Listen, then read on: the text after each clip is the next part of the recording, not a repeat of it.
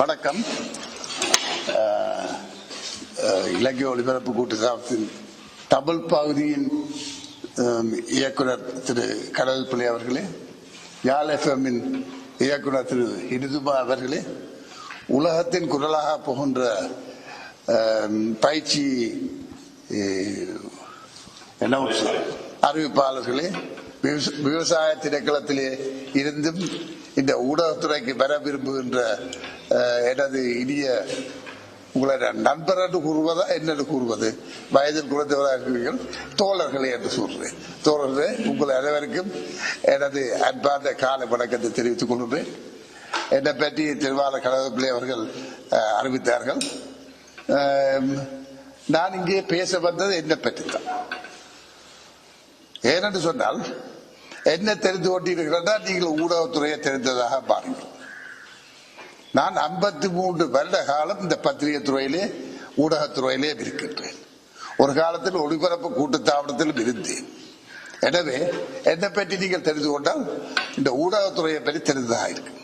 என்னை பற்றி தெரிந்து கொண்டால் கடந்த 53 வருட காலத்தில் இந்த இலங்கையின் அரசியல் பொருளாதார வரலாற்றின் வளர்ச்சியை தெரிந்து கொண்டதாக இருக்கு.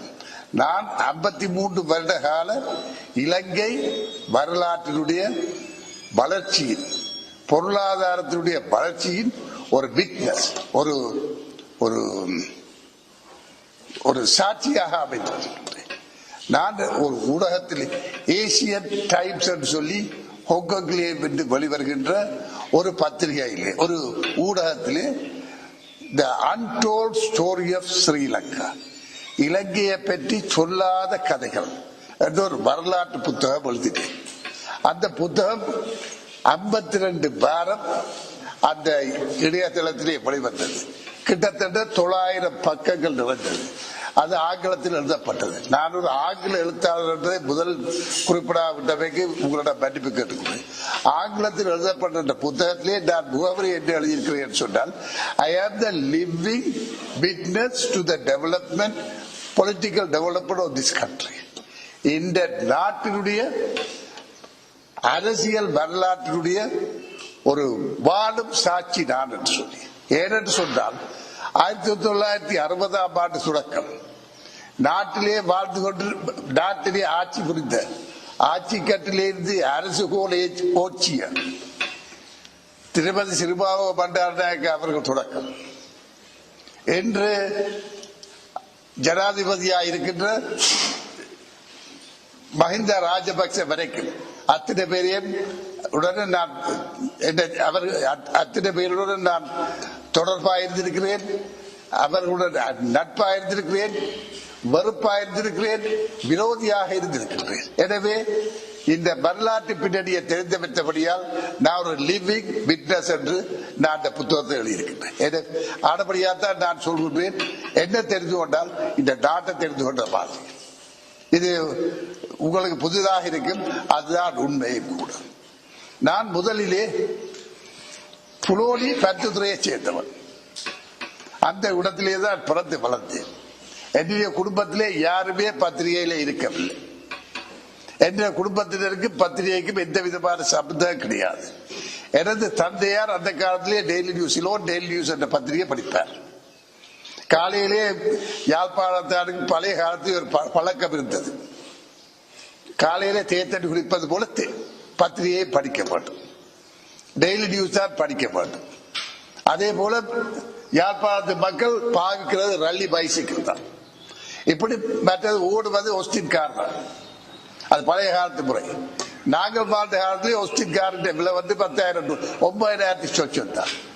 இன்றைக்கு 9,000 சொச்சத்தை வச்சுக்கொண்டு மூக்குப்படி கூட போடலாம். அந்த காலத்தில் நிலையாக்குறாங்க. நான் முதலிலே பத்திரிகையிலே மாத சம்பளத்தில் சேர்த்த பொழுது எனக்கு கிடைத்த சம்பளம் 250 ரூபா தான். மாத சம்பளம் ஆரம்பித்த பொழுது எனக்கு கிடைத்த சம்பளம் 19 ரூபா. இப்படித்தான் நான் வாழ்த்தேன். எனவே பருத்தித்துறையிலே பிறந்த நான் 1960ஆம் ஆண்டு முதலிலே நான் பத்திரிகை ஆரம்பிக்க வேண்டும் என்று நினைத்தேன். நான் நேரடியாக ஆரம்பிக்கத்தான் முயற்சித்தேன். எங்கேயும் போய் வேலை செய்யணும், யாருக்கு அடிப்படிக்கணும் எந்த காலத்தில் நினைத்த கிடையாது. வாழ்க்கையிலே எந்த தொழிலுக்கு நான் அப்ளிகேஷன் எழுத கிடையாது, இன்டர்வியூக்கு போட கிடையாது. என்ன வேலைக்கு வெப்பவர்களை தான் நான் இன்டர்வியூ பண்ணியிருக்கேன். இது என்னவோ இந்த நிலை நான் எடுத்துக்கொண்ட இந்த முடிவு இன்ற வரைக்கும் சரியாகத்தான் இருக்கிறது. என்னை வேலைக்கு வைப்பவர்கள் அவர்களுக்கு என்ன வச்சிருக்கிற தகுதி இருக்கான்னு நான் இன்டர்வியூ பண்ணி பார்த்து தான் நான் வேலையில் இருக்கிறேன். இதுதான் என்ற நிலைப்பாடு. 60ஆம் ஆண்டிலே நான் பத்துத்துறையிலே தும்பல வீதியிலே கலாப நிதி என்ற அச்சுக்கூடம் இருந்தது, பிராமணருடைய அச்சுக்கூடம். அந்த அச்சுக்கூடத்திலே பஞ்சாங்க படிப்பார், அது மூடி விட்டார். அந்த அச்சுக்கூடத்தை போய் நான் கேட்டு எடுத்துக்கொண்டேன், குத்தகைக்கு எடுத்துக்கொண்டு என்னுடைய நண்பருடைய சேர்த்துக்கொண்டு வெண் தாமரை என்று சொல்லி மாதம் 2 முறை பத்திரிகை நான் வெளியிட்டேன். கிட்டத்தட்ட ஒரு வருஷம் ஓட்டி விட்டேன். அதுக்கு மேல் ஏலாம் போய்விட்டது. ஒரு வருஷம் மாதம் 2 முறை பத்திரிகை நடத்துவது சொன்னால் படிப்பு, அதாவது வேலை வாய்ப்பு இல்லாத ஒரு இளைஞருக்கு எவ்வளவு கஷ்டப்பட்டு யோசிச்சு பாருங்கள். எத்தனை நாளைக்கு தான் அம்மாவை நான் நச்சரிக்க முடியும். எனக்கு தகப்பனார் 56ஆம் ஆண்டு இறந்து விட்டார். நச்சரித்து காசு வேண்ட முடியும், அண்ணன் மேலிடம் கேட்க முடியும். எனவே ஒரு விதமாக ஒரு வருடம் நடத்திவிட்டு அதை வெற்றிகரமாக மூடுவிழா செய்துவிட்டேன். இதுதான் நான் ஆரம்பித்த வெண் தாமரை என்ற பத்திரிகையுடைய வரலாறு. அதை அடுத்து எனக்கு நண்பர் சொல்ல முடியாது, அந்த காலத்திலேயே நிறைய புத்தகங்கள் எழுதினவர் ஆசீர்வாத மாஸ்டர். நிறைய புத்தகங்கள், கணக்கு புத்தகங்கள், கணித புத்தகங்கள் அப்படின்னார். அவர் விவேகி என்ற ஒரு பத்திரிகை நடத்தினார்.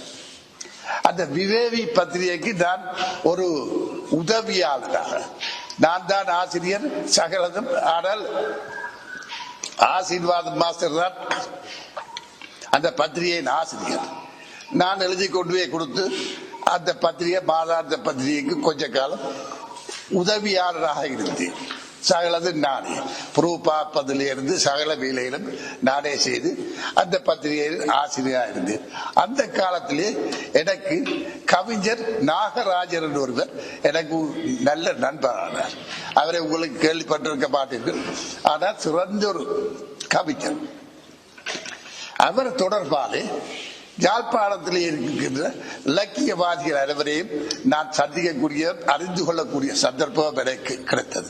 அந்த காலத்திலே சிறந்த அரசியல் விமர்சகராக இருந்தவர் கடக செந்தில்நாதன். அவர்தான் சிறந்த அரசியல்வாதி, அரசியல் இலக்கிய விமர்சகர்.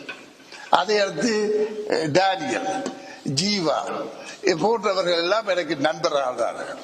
அவர்களோடு எல்லாம் தொடர்பு இருந்தது எனக்கு. அதே போல ஈழநாடு பத்திரிகை ஆசிரியர், இவர்களோட தொடர்பாக இருந்தது. இவர்களுடைய இலக்கிய சேவை எப்படி ஆரம்பிக்கும் சொன்னாக்க, மாலையிலே அவர்கள் சந்திப்பதற்கு முன்னர் அப்பொழுது ரீகல் தியேட்டர் ஒரு தியேட்டர் இருந்தது, அந்த வீரசிங்க மண்டபத்துக்கு முன். அந்த ரீகல் தியேட்டர்ல ஆங்கில படம், கேலரியில் 55 போயிருந்து நாங்கள் எல்லாரும் ஆங்கில படம் பார்ப்போம். அது இன்னும் தெரியாது, ஆங்கில படம் தான் பார்க்கணும்னு கடக செந்தில்நாதனுடைய ஆசை. நாங்கள் எல்லாரும் போய் ஆங்கில படம் பார்த்துட்டு வந்து அந்த பஸ் ஸ்டாண்டுக்கு இஞ்சாலே, உங்களுக்கு தெரியாது, இப்ப எனக்கு சொல்ல தெரியல, பூவாலசிங்கம் புத்தகம் இருக்கு. நண்பர் பூவாலசிங்கம் ஒரு இடதுசாரியா, அவர் நைனாதீவை சேர்ந்தவர். பூவாலசிங்க கடையிலே நாங்கள் போயிட்டு எல்லா பத்திரிகையிலும் இலவசமா பார்த்துக்குவோம். பூவாலசிங்க தேவைய புத்தகங்கள் பார்த்துக்கிட்டு அதிலே இருந்து கதைச்சு கொண்டு கடைசியில பூவாலசிங்க கிளைக்கும், போய் தேத்தனியை குடிச்சிட்டு வாங்க ஒரு அலிபாக்கில். இதுல நிறைய அலட்டி கொண்டிருக்கிறீங்க. போய் ஒரு விதமா இன்னைக்கு யார்கிட்ட காசு இருக்கோ அவருடைய தயவுலேயே அன்றைக்கு தேத்தனி கடை ஆரம்பித்து நடைபெறும். 5% பிளேட், 10% டீ. இதுதான் தேத்தடியுடைய சிலவு. உங்களுக்கு அந்த காலத்தில் நீங்கள் உங்களுக்கு தெரியாது, 5% காசு இல்லையானால் 5 பிளேட், ஒரு ஆள் ஒரு பிளேட் எடுத்து 2 பேர் பிரித்து குடிப்போம். இப்படி கொடுத்து எங்களுடைய லக்கிய தாகத்தை வளர்த்து கொண்டோம். என்னட்டு ஒரு பிளேட்டை வேண்டி 2ஆக குடித்து எங்களுடைய லக்கிய தாகத்தை நாங்கள் அந்த காலத்திலே வளர்த்து கொண்டோம். அப்பொழுது நாகராஜன் அவர்கள் இலங்கை தமிழ் காங்கிரஸ் பத்திரிகை ஆடப்பத்திரிகையிலே எங்களுடைய தலைவர் ஜிஜி பொன்னம்பலம் அவர்கள் தமிழர் ஒரு பத்திரிகை நடத்தினார். அந்த ஒரு கிழமை பத்திரிகை. தமிழர் பத்திரிகை ஆசிரியர், ஆனால் அவர் ஆசிரியர் பெயரளவில் இருந்தார், எழுதுறதெல்லாம் அவர். ஆனால் அரசியல் என்றபடியால் குலசபாநாதன் ஞாபகம் இல்லை, அவர்தான் ஜிஜி பொடம்பல் அவருடைய மைத்துனர். அவர் காட்டி அவர் அங்கீகரித்தான் பத்திரிகையிலே அச்சேரும்.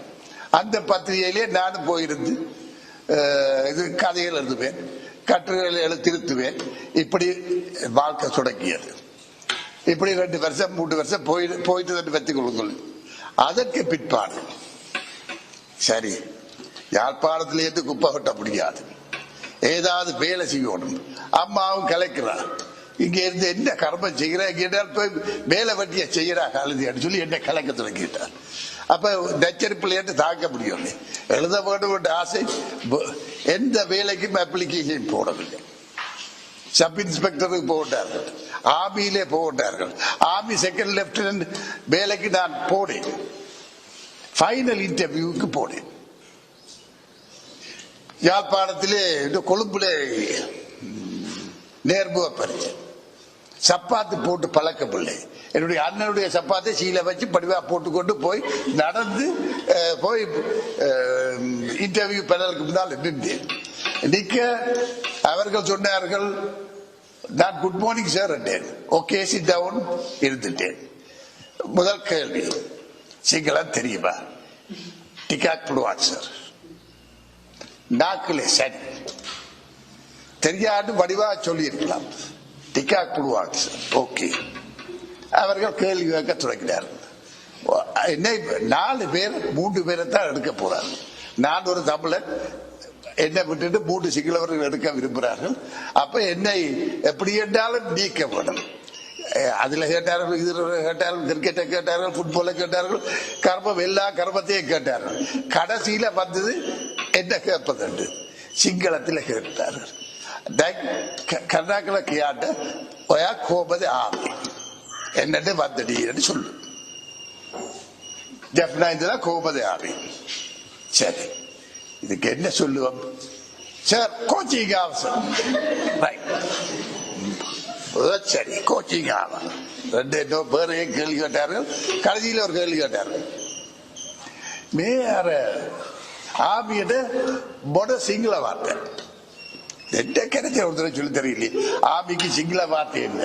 நான் நிஜம் படமொழி சொல்லாத்தான் இருக்கணும் சார். ராணுவ சார், ராணுவ அது என்ன ஒரு அப்ப கேட்டான் இதட்டினவர். It sound like Greek to be. Okay, you can go now. சரி, முடிச்சிட்டேன். போச்சுட்டு அங்கே அண்ணனும் பேராசிரியர் சிவத்தம்பி அண்ணனுடைய கூட்டாளி 2 பேரும் வெளியில காவல். போன உடனே என்ன எல்லாம் நடந்து அவர்களுக்கு பெரிய சந்தோஷம். தம்பியை கண்டு நேரமா கேட்கிறார்கள். முதல் கடைசியில கேட்டாலும் சிங்களத்துல என்ன சொன்னீங்க, ஏன் சிங்களம் தெரியும்னு சொன்னாரு. இல்ல எனக்கு தெரியும் தாரு யாரு டிக்காக் டிக்காக் தண்டுவாட்டி என்று சொல்லி முடிச்சாரு.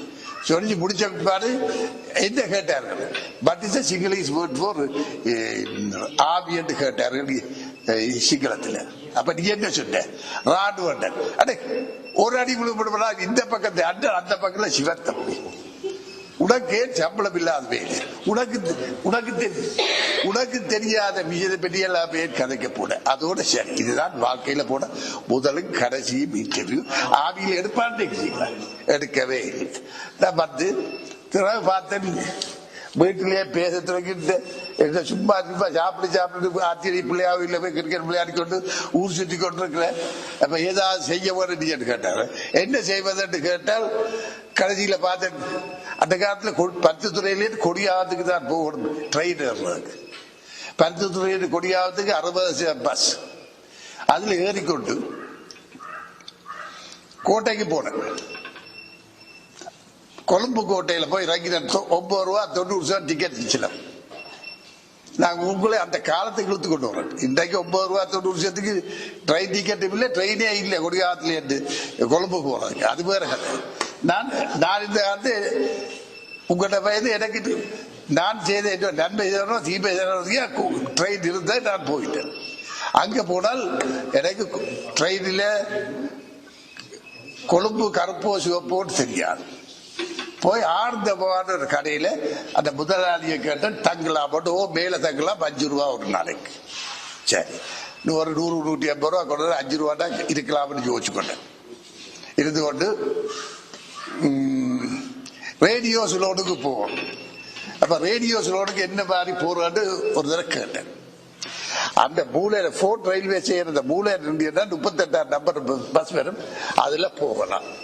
சரி, அதுல போய் நின்று பஸ் வந்து 38 ஏறி நின்று கொண்டு கேட்டேன், ரேடியோ ஸ்லோட் புழுவான்.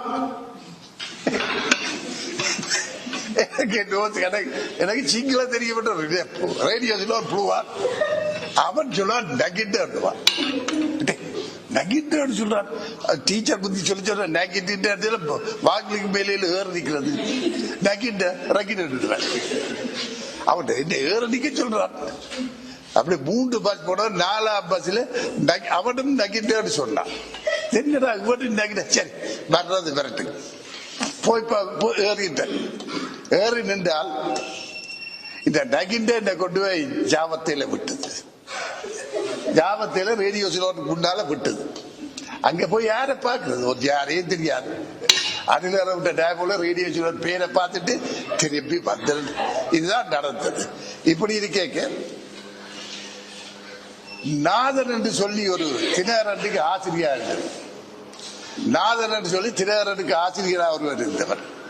அவர் எனக்கு என்னென்ன ஒரு வழியில தெரியும்.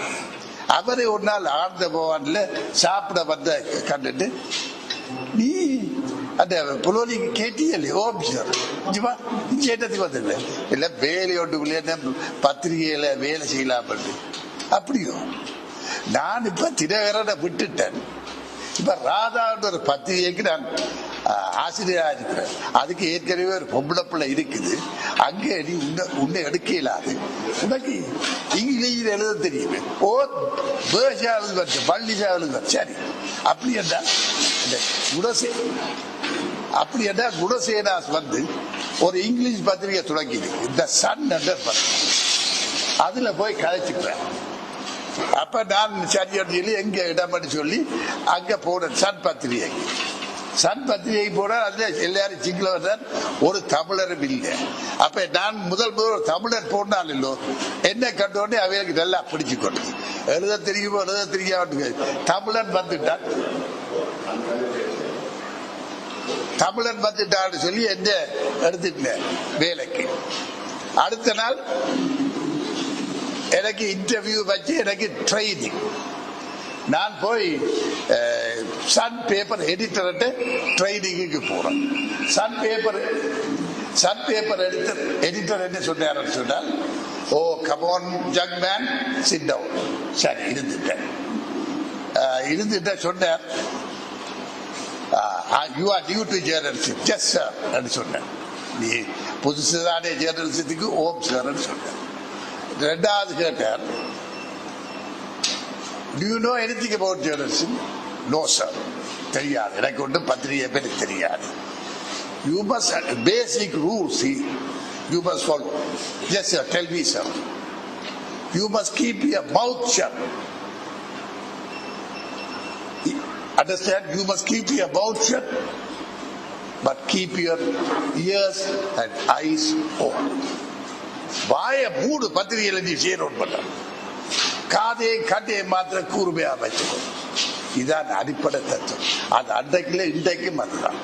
ஒரு பத்திரிகையாளர் ஊடகவியல்ல சேர்றவர்கள் நீங்கள் பேசிக்கா கவனிக்க வேண்டிய ஒரு விஷயம் என்னன்னு சொன்னால், பலபலா குளவுலாண்டு கதைக்கப்படாது. ஒருவரிடம் செய்தி கேட்க வலிக்கிட்டால் அவரிட செய்தியை நீங்கள் கேட்க வேணும். இடையில குறுக்க பேசப்படாது. அவரை தூண்டுற மாதிரி சோ சோ சோன்னு சொல்லிக்கொண்டே வரும். சோச்சோண்டு குருவி கிளைப்பதில்லை, சோன்னு சொல்லிக்கொண்டே வந்தாதான் அவர் தொடர்ந்து சொல்லுங்க ஐயா, எல்லாரும் சொல்லுங்க ஐயா, சொல்லுங்க ஐயா, சொல்லுங்க ஐயா, எல்லாம் சொல்லுங்க அம்மான்னு சொல்லுவோம். அப்ப அவர் சொல்லிக்கொண்டே வருவார். இடையில அப்படி இல்லை, நீங்க சொல்ற தவறு என்று சொன்னால் புத்திரியை கிட்ட கூட சொல்லப்படாது, என்ன எல்லாம் தெரிஞ்சவங்க கூட அவர் பேசுவதை கேட்டுக்கொள்ள மாட்டார். எனவே பேசிக் ரூல் நீங்களும் தெரியணும், எடவர் சொசைட்டி மரப்போறவர்களும் தெரியணும், ஊடகத்துறை எடவர் ரேடியோ அப்புறம் ஊடகத்துறை தான். அப்ப தெரிஞ்சவர்களுடைய பேசிக் ரூல் என்ன, you must keep your mouth shut, eyes and ears open. இது அடிப்படையான தத்துவம். அதை எனக்கு சொல்லி போட்டாரோ சரி. ரெண்டாவது கேள்வி எனக்கு கேட்டார், do you know anything about dues? உனக்கு செய்தியை பற்றி என்ன தெரியுமா? No sir. தெரிஞ்சாதானே தெரியும்னு சொல்ற, தெரியாத உண்மை சொல்லி போட்ட எனக்கு தெரியுமான்னு சொல்லி போட்டு அவன்கிட்ட மொக்கையில பரவாயில்ல தெரியாதுன்னு சொல்லிவிட்டா உண்மையை சொல்லிவிட்டார், பிரச்சனை இல்லை. நோ சார்ன்னு சொல்லிவிட்டார். சரி சரி, உனக்கு I will tell you what is news. உனக்கு நான் பழக்கப்படுத்துகிறேன் செய்தி என்ன சொல்லுங்க சார். Tell me sir. சொன்னார், have you seen a dog biting a man? நீ ஒரு மனிதன், ஒரு நாய் மனிதனை கடிக்கிற பார்த்திருக்கிறீயா? எஸ் சார், நான் பார்த்திருக்கிறேன். அவர் சொன்ன, this is not a news, it's a natural happening. இது செய்தி அல்ல, இது இயற்கையாக நடைபெறுகின்ற ஒரு நிகழ்வு. But if a man bites a dog, then that is news. ஆனால் மனிதன் நாயை கடித்தால் அதுதான் செய்தி. Young man, do you understand? Yes sir. This is journalist. Now you may go. சரி, முடிஞ்சு ஐயா.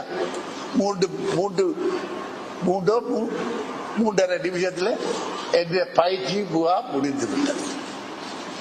இந்த 3.5 நிமிஷம் பயிற்சி முகாம் பயிற்சி பட்டறையில் போய்த்தான் நான் இப்ப 53 வருட காலம் தாக்கு பிடிக்கிறேன். உங்களுக்கு அந்த காலத்தில் எங்களுக்கு ஜேர்னலிசம் சொல்லி தருவதற்கு ஆற்றல் இல்லை, கேம்பஸ் கிடையாது, டெக்னிக்கல் காலேஜ் கிடையாது, யூனிவர்சிட்டியிலே ஒரு சப்ஜெக்ட் கிடையாது. நாங்களாகவே செய்தி என்றால் என்ன என்று சொல்லி சரி புலை எல்லாம் கண்டுபிடிச்சுதான் வளர்த்தோம். உங்களுக்கு பாருங்கள், பயிற்சி அறிவிப்பாளராக பயிற்சியாளராக இருக்கிற உங்களுக்கு என்ன போன்றவர்கள் வந்து உங்களுக்கு பயிற்சி அளிக்கிறார். திருவாளர் கடவுள் பிள்ளை போன்ற நெறியாளர்கள் வந்து உங்களுக்கு சொல்லி தருகின்றார். எங்களுக்கு யாருமே அந்த காலத்தை சொல்லித்தரவில்லை. ஆனால் இந்த 3.5 நிமிட பயிற்சியிலே நாங்கள் எடுத்துக்கொண்ட இந்த பயிற்சியிலே 53 வருட காலத்தை ஓட்டி விட்டேன். இதை படிவாக தெரிந்து கொள்வோம். இது என்ன தெரிகின்றது? எழுதுவது, ஊடகத்துறையிலே ஈடுபடுவது, இது ஒரு ஆர்வம் இருக்க வேண்டும். இது ஏனோ போல ஒரு வேலை கிடையாது. இதை நல்லா தெரிந்து கொள்வோம். சென்ற மே மாதம் 8ஆம் தேதி அலரி மாளிகையிலே நான் ஒரு கூட்டத்திலே பேசினேன். நான் தான் கீநோட் அட்ரஸ் வழங்கினேன். அந்த கூட்டத்துக்கு தலைமை வைத்தவர் மாண்புமிகு ஜனாதிபதி மஹிந்த ராஜபக்சே. வந்திருந்தவர்கள் உங்களை போலதான் அரசாங்க ஊடகவியலாளர், ஸ்ரீலங்கா புரோட்காஸ்டிங் கார்ப்பரேஷனுடைய தலைவர், என்னுடைய நண்பரான ஹட்சன் சமரசிங்க அவர்கள் வந்திருந்தார். ரூபவாணி கார்ப்பரேஷனுடைய தலைவர் வந்திருந்தார், மோகன் சமரநாயக் அவர்கள். ITN கூட்டச்சாவளத்தின் தலைவர் வந்திருந்தார். டெய்லி நியூஸ் பத்திரிகையின் ஆசிரியர் வந்திருந்தார், பிரதம ஆசிரியர். சண்டே ஒப்சர்வரின் பிரதம ஆசிரியர் வந்திருந்தார். பிரசிடென்ட் ஜனாதிபதி ஊடகத்துறையின் லூசியன் ராஜகிரணா வந்திருந்தார். அதே போல லேக் ஹவுஸுடைய தலைவர் வந்திருந்தார். இப்படி அரசாங்க ஊடகத்துறையை சேர்ந்தவர்கள் ஒரு 15-20 ஜாம்பவான்கள். இவர்கள்தான் அரசாங்க ஊடக யந்திரத்தை கொண்டு செல்பவர்கள் வந்திருந்தார்.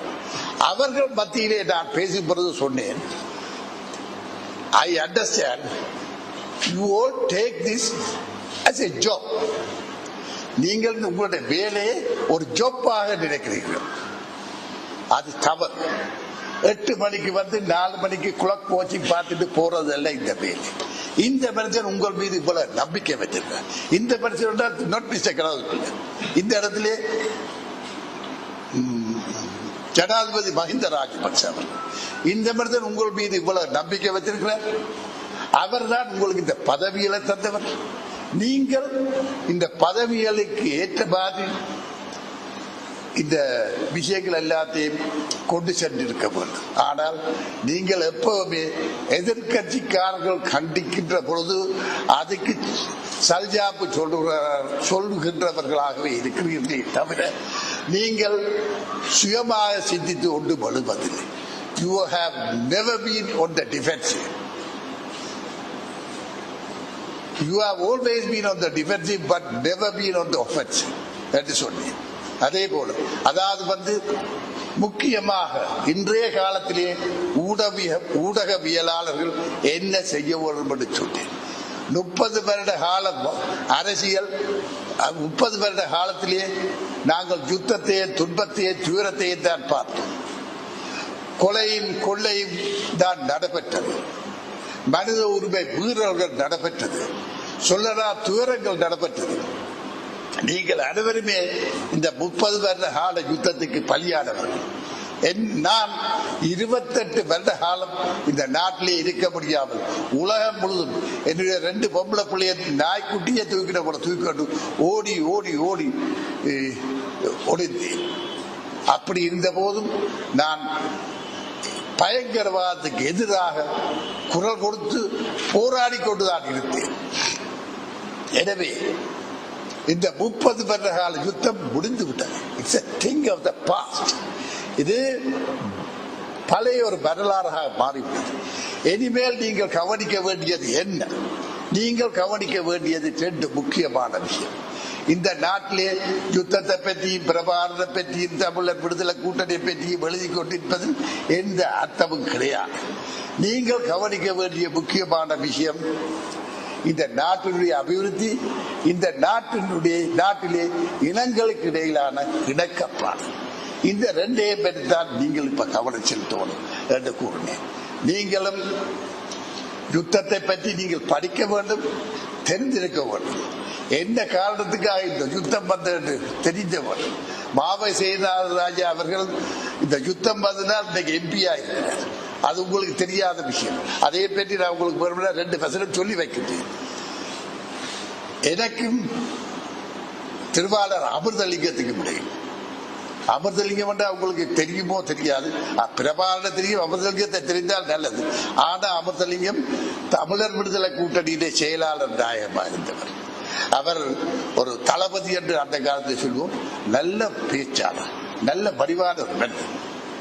அவருக்கும் எனக்கும் எப்பவுமே ஒரு லவ் அண்ட் ஹேட் ரிலேஷன்ஷிப். நான் ஒரு காலத்திலே அவரை அன்பா நடப்பேன், ஒரு காலத்திலே அவர் என்னை எதிர்ப்பார். லவ் அண்ட் ஹேட் ரிலேஷன்ஷிப் எனக்கு நீண்ட காலமாக இருந்தது.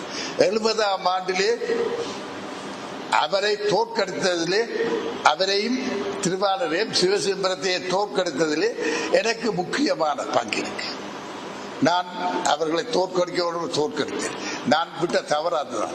அவரை அந்த 70ஆம் ஆண்டிலே தோற்கடித்தபடியால் தான் அவர் தமிழர் விடுதலை கூட்டணி ஒன்று உருவாக்கினார். நாட்டை பிரிக்க வேண்டும் என்று சொன்னார். நாட்டில் தமிழீழம் வேண்டும் என்று சொன்னார். சொன்னாரே தவிர தேர்தலில் வேண்டும் ஒன்றுமே செய்யவில்லை. இதுதான் வந்த பிரச்சனை. எனவே அமிர்தலிங்கம் அவர்கள் எல்லாம் சுத்தி போட்டு 89ஆம் ஆண்டு வந்து மீண்டும் மட்டக்களப்பிலே போட்டியிட்டார். அங்கிருந்து வெல்ல முடியவில்லை. அவர் நியமன உறுப்பினராக தெரிவு செய்யப்பட்டு பாராளுமன்றத்திலே வந்தார். அவர் இருந்த வீட்டிலே அமிர்தலிங்கம், சிவசிதம்பரம், ஆனா சுந்தரம், பாவை சேனாராஜா, ஆனந்த் சங்கரி போன்றவர்கள் ஒரே வீட்டிலே இருந்தார். அந்த வீட்டிலே ஆனந்த் சங்கரி அவர்கள் அன்றைக்கு இன்னும் நல்ல காலமோ கெட்ட காலமோ எங்கேயோ போயில்லை. விடுதலை புலிகளை சேர்ந்த 3 கொலையாளிகள் வந்தார்கள், சுட்டார்கள். ஸ்தலத்திலேயே அமிர்தலிங்கம் பிறந்து போனார். ஸ்தலத்திலேயே திருவாளர் ஜோயேஸ்வரர் இறந்து போனார். திருவாளர் சிவபுரத்துக்கு பாரதூரமான சூட்டுக்காயம், ரத்த வெள்ளத்தில் மிதக்கிறார். மாவை சேனாராஜா காணல். அவர் இருந்து படம் பார்த்து கொண்டிருந்தார். திடீரென்று மிக பாயமாக மறந்து விட்டார். மீண்டும் பிரசன்னமானார். நான் தான் அமிர்தலிங்கத்துடைய இடத்துக்கு பாசு காங்கிரஸ் தொகுதிக்கு என்னத்தான் எம்பியாக போடணும் சொல்லி அவர் எம்பியாக வந்துவிட்டார். 2004 ஆண்டு எங்களுடைய மங்கி அக்காவுடன் போய் நான் சந்திச்சேன். மங்கி அக்கா 96ஆம் ஆண்டு சந்திச்சுதான் 2004 ஆண்டு தொலைபேசி தொடர்பு கொண்டேன். இந்த கொலை நடந்த விஷயத்தை பற்றி நீங்கள் எப்பவுமே ஒரு பத்திரிகையிலேயே மறைக்க விடவில்லை. இதை பற்றி நான் உங்களோட ஒரு பேட்டி எடுக்க போறேன். அந்த பேட்டி தர்றதுக்கு சம்மதமா தாராளமாக கேட்டி நீ உனக்கு தராதா பேட்டின்னு சொல்லி அவர் எனக்கு ஒரு பேட்டி எடுத்தார். அந்த பேட்டியிலே மாவை செய்த பற்றி 4-5 வசனம் சொல்லிட்டேன். அண்மையில கூட அதை நான் திரும்ப மறுபிரசுரம் செய்தேன். ஏசியன் அவருக்கும் பங்கு இருக்கு இந்த கொலையிலே என்ற கருத்திலே திருமதி மங்கையரசி அம்மா சொன்னார். என்றால் அந்த கொலை நடக்கின்ற பொழுது நேரடியாக கண்டு கொண்ட சாட்சி அவர் ஒன்றுதான். அவர் எனக்குத்தான் பேட்டி தந்தார். எனவே எனக்கு சொன்னதுதான் உண்மை. இந்த மாவை சேனாதிராஜா அவர்களுக்கும் இந்த கொலையில் பங்கு இருக்கிறது. எனவே இதுகளை பற்றி எல்லாம் ஏன் சொல்கின்றேன் சொன்னால், இந்த ஒரு ஊடகவியலாளர் என்றால் ஒரு எக்ஸைட்மெண்ட் இருக்க வேண்டும். இது செய்வதிலே ஒரு எக்ஸைட்மெண்ட் இருக்க வேண்டும். இப்ப பாருங்கள், நான் இந்த ஜால் எஃப்எம்ல இருக்கிற சில அனௌன்சர்ஸோட கதைக்கின்ற பொழுது சொல்றேன், நீ கவிதையா நீங்கள் மியூசிக் போடுறீங்களா, பாட்டு போடுறீங்களா, எல்லாரும் இன்றைக்கு முன்பு ஒரே ஒரு ரேடியோ தான் இருந்தது, ரேடியோ சுனம் தான். அந்த காலத்தில் நான் எங்கேயோ போய் தொடு திரும்பி வருவேன். அந்த காலத்தில் அப்ப மயில் வாகனம் ஒருவர் ஃபேமஸ் அனௌன்சர் இருந்தார். அவர் இன்றைக்கு எங்கேயோ சேர்ந்தவர் தான் மயில் வாகனம். அப்பொழுது தமிழ் சினிமா பாட்டு போடுவது இந்தியாவிலே ஒரு ரேடியோலே தூர்தர்ஷன்ல எப்போவாவது ஒரு நாளைக்கு 2 பாட்டு போடுவார். சினிமா படங்களுடைய முழு பாட்டையும் இலங்கை ஒளிபரப்பு கூட்டு வெளியிடும். அப்ப சிவாஜி கணேசன் தன்னுடைய படத்து பாட்டுகளை போட பாட்டு பயில்வானத்துக்கு டெலிபோன் பண்ணி சொல்லுவார். அதே போல எம்ஜி ராமச்சந்திரன் சொல்லுவார். இப்படி சொல்லி இலங்கை ஒளிபரப்பு கூட்டு சாப்பிடும் மூலமாகத்தான் இந்த பாடல்கள் எல்லாம் போட்டார். இன்றைக்கும் இன்றைக்கும் இருக்கிற அனௌன்சர் பேர், ஜால் எஃப்எம்ல இருக்கிற அனௌன்சர் பேர் பாட்டுகள் போடுகிறார்கள். பாட்டை போட்டுட்டு சரி இது என்ன படம், இந்த படத்தின் பேரை சொல்லி திருவாள சுவர்சம் மாறுகிறது சொல்லி விட்டுறாரு. அது பாட்டை போடுறது பற்றி உங்களுக்கு டெலிபோன்ல பேச, அக்கா சொல்லு தம்பி, நீ தானே யார் பேசுறீங்க? நான் சிவகுமார் பேசுறேன் அக்கா. எங்க ஏற்று பேசுறீங்க? நான் கண்ணாதட்டிலேட்டு பேசுவேன். என்னப்பா செய்கிறேன்? நான் இந்த நாயக்கடையில வேலை செய்யறேன். ஆனா உங்கள்கிட்ட பாட்டுகள் எல்லாம் கேட்கிறேன். உங்கள்கிட்ட குரல் நல்லா இருக்கு, தேங்க்யூ தம்பி. அப்ப நான் என்ன செய்யணும்? இல்ல எனக்கு இந்த பராசக்தி படத்திலே இவர் பாட்டு ஒரு பாட்டை போடுங்க. இது யாருக்கு இதை டெடிகேட் பண்ண விரும்புறேன். அம்மா அப்பா பக்கத்து வீட்டு தங்கச்சி அடுத்த வீட்டு பொம்பளை பிள்ளை எல்லாருக்கும் நான் டெடிகேட் பண்ணுறேன். இது எல்லாத்தையும் சொல்லி இப்படி கதைக்கும் அனௌன்சர் லிசினரோட கதைக்கும். லிசினர் கதைச்சு ஒரு ரெப்போர்ட் உங்களுக்கு ஒரு தொடர்பை ஏற்படுத்திக் அப்துல் ஹபீத் என்ற ஒரு அனௌன்சர் நீங்க கேள்விப்பட்டிருப்பீங்க. நான் வேலை செய்கிற போது ஒரு சின்ன பணியன், நான் ரேடியோவில் வேலை செய்கிற போது ஒரு சின்ன பணியன் அப்துல் ஹபீத் தெரியுதோ. இந்த அப்துல் ஹமீத் இன்றைக்கு பெரிய ஆளாக உலகம் எல்லாத்துக்கும் போய் அனௌன்ஸ் செய்கிறார். அவர் செய்த ஒரே ஒரு விஷயம் என்று சொன்னால், பாட்டுக்கு பாட்டு என்ற ஒரு நிகழ்ச்சியை நடத்தினார். அதுக்கு தனக்குத்தான் பேட்டன் ரைட் என்று சொல்லி எல்லா இடத்துலயும் கொண்டு வச்சுக்கிறேன். ஆனா அது உண்மையிலே அது இலங்கை ஒளிபரப்புக்கு சாப்பிடத்துக்கு பேட்டன் ரைட் தான் அந்த பாட்டுக்கு பாட்டு. இந்த சாவுல் கபீர் எனக்கு தெரிஞ்ச மட்டிலே ஒரு நாளாவது செய்தி வாசிக்கவில்லை. அவருக்கு செய்தி தான் அறிஞ்ச மட்டிலே செய்தி வாசிக்கிற சந்தர்ப்பம் கொடுக்கவில்லை. பிறகு கொடுத்தார்களோ எனக்கு லாஸ்ட் டைம் செய்தி வாசிச்சால்தான் ஏ கிரேட் அனௌன்சர். இவர் எக்காலத்தையே நான் அறிய செய்தி வாசிக்கவில்லை. அப்படிப்பட்டவர் இவரும் ஒரு அனௌன்சர். ஆனா இன்றைக்கு மக்கள் மத்தியிலே எவ்வளவு செல்வாக்காக இருக்கிறார். எனவே நீங்க வருங்காலத்தில் இளவரசராக பெற வேண்டியவர்கள் அப்துல் ஹமீதை போல மயில்வாகனத்தை போல பாப்புலராக பெறணும். அதுக்கு என்ன செய்யணும்? லிசினர்ஸுடன் உங்களுக்கு ஒரு ரெப்போர்ட் ஏற்படுத்திக்கணும். அதாவது தொடர்பு. அவர்கள் அக்கா ஜிவாமி அக்கா எப்படி ஜிவமா இருக்கிறீங்களான்னு கேட்கணும். என்னக்கா நீங்க 2 நாளா உங்களோட குரலை நாங்கள் கேட்கிறோம் என்று அவர்கள் சொல்ல வேணும். நீங்களும் கேட்க வேணும். தம்பி சாப்பிட்டுட்டியா? இப்ப என்ன நேரம்? உங்களோட ஊர்ல மழை பெய்தா? ஒரு 1 மினிட் அவருடைய லைஃப்லேயே நீங்க இன்ட்ரெஸ்ட் எடுத்து காட்டிக்கொண்டால் அவர் ஒரு பர்சனல் டச் உங்களுக்கு ஏற்படும். இதை மனதில் வச்சுக் கொள்ளணும். நீங்கள் நான் இதைத்தான் இங்க முன்னுக்கு இருக்கிற தங்கச்சிக்கு சொல்லி கொடுத்துட்டான். வந்து அன்றைக்கு போயிட்டு இந்த பர்சனல் டச் உருவாக்கும். இதெல்லாம் சின்ன சின்ன விஷயம், மைன்யூட் விஷயம். இதை இப்படி சொல்வதற்கு அனுமதிப்பார்கள் அனுமதிப்பார்கள். அதாவது மனித உரிமை என்று சொன்னால் என்ன? என்னுடைய மூக்கு வரைக்கும் என்று உங்களுடைய கை நீளலாம், தொட்டால் மனித உருவம். அதே போல உங்களுக்கு என்று சொல்றோம் எல்லைக்கு, அந்த எல்லை கோட்டுக்கு அங்கால போகப்படாது. அந்த ஒரு நிமிடத்திலே அந்த எல்லை கோட்டு வரைக்கும் நீங்க போய் பேசலாம். இதை மனதில் வச்சுக்கணும். பேசி இந்த ரெப்போர்ட்டை உருவாக்குவோம். எனவே இதுதான் ஊடகத்தில் இருக்கிற முக்கியமான ஒரு விஷயம். நான் ரேடியோ ஸ்லோன்ல வேலை செய்த பொழுது நான் செய்தி பகுதியிலே தான் இருந்தேன். நான் வேலை செய்கின்ற காலத்திலே தான் திருவாளர் ஹட்சன் சபர்சிங்காம் என்னோட வேலை செய்தது. ஹட்சன் சபர்சிங்கா இனி நான் உங்களுக்கு விளக்கம் தர தேவையில்லை. அவர் தான் இன்றைக்கு ஸ்ரீலங்கா புரோட்காஸ்டிங் கோர்பரேஷனுடைய தலைவர், என்னுடைய இனிய நண்பர். 2 பேரும் அவர் ஒரு துறையிலேருந்து நான் ஒரு துறையிலேருந்து நாங்கள் நண்பராகும். இன்றைக்கு வரைக்கும் அந்த நட்பு தொடர்ந்து கொண்டே இருக்கிறது. எனவே ஊடகத்துறையிலே இருக்கிற முக்கியமான விஷயம், நான் சன் பேப்பர்ல தொடங்கின பிற்பாடு பல விஷயங்களை நான் சாதித்திருக்கேன். ஒரு சின்ன ஒரு விஷயம் உங்களுக்கு சொல்லுவேன். 65 தொடக்கம் 70 வரைக்கும் இலங்கை தமிழரசு கட்சி, திருவாளர் செல்வநாயகம் அவர்கள் கட்சிக்கு தலைவர். இலங்கை தமிழரசு கட்சி ஐக்கிய தேசிய கட்சியுடன் உடன்பாடு செய்து தேசிய அரசாங்கம் ஒன்று அமைத்து, அந்த கட்சி இன்றைக்கு நாங்கள் இப்ப விக்னேஸ்வரன் அவர்களை இரவல் வாங்கி இருக்கின்றோம் இல்லவா, அதே போல அந்த காலத்தில் திருச்செல்வம் அவர்களை இரவல் வாங்கி. திருச்செல்வம் பெரிய ஒரு பிரபலமான சட்டத்திற்கு அவர் தான் சார் அவை ஜெனிக்ஸோட சேர்ந்து 48ஆம் ஆண்டு அரசியல் சட்டத்துக்கு வார்த்தைகள் போட்டு எழுதினவர்கள் ஒருவர். அவரை அமைச்சராக்குவோம். அவர் உள்ளூராட்சி சபை அமைச்சராக வந்தார்.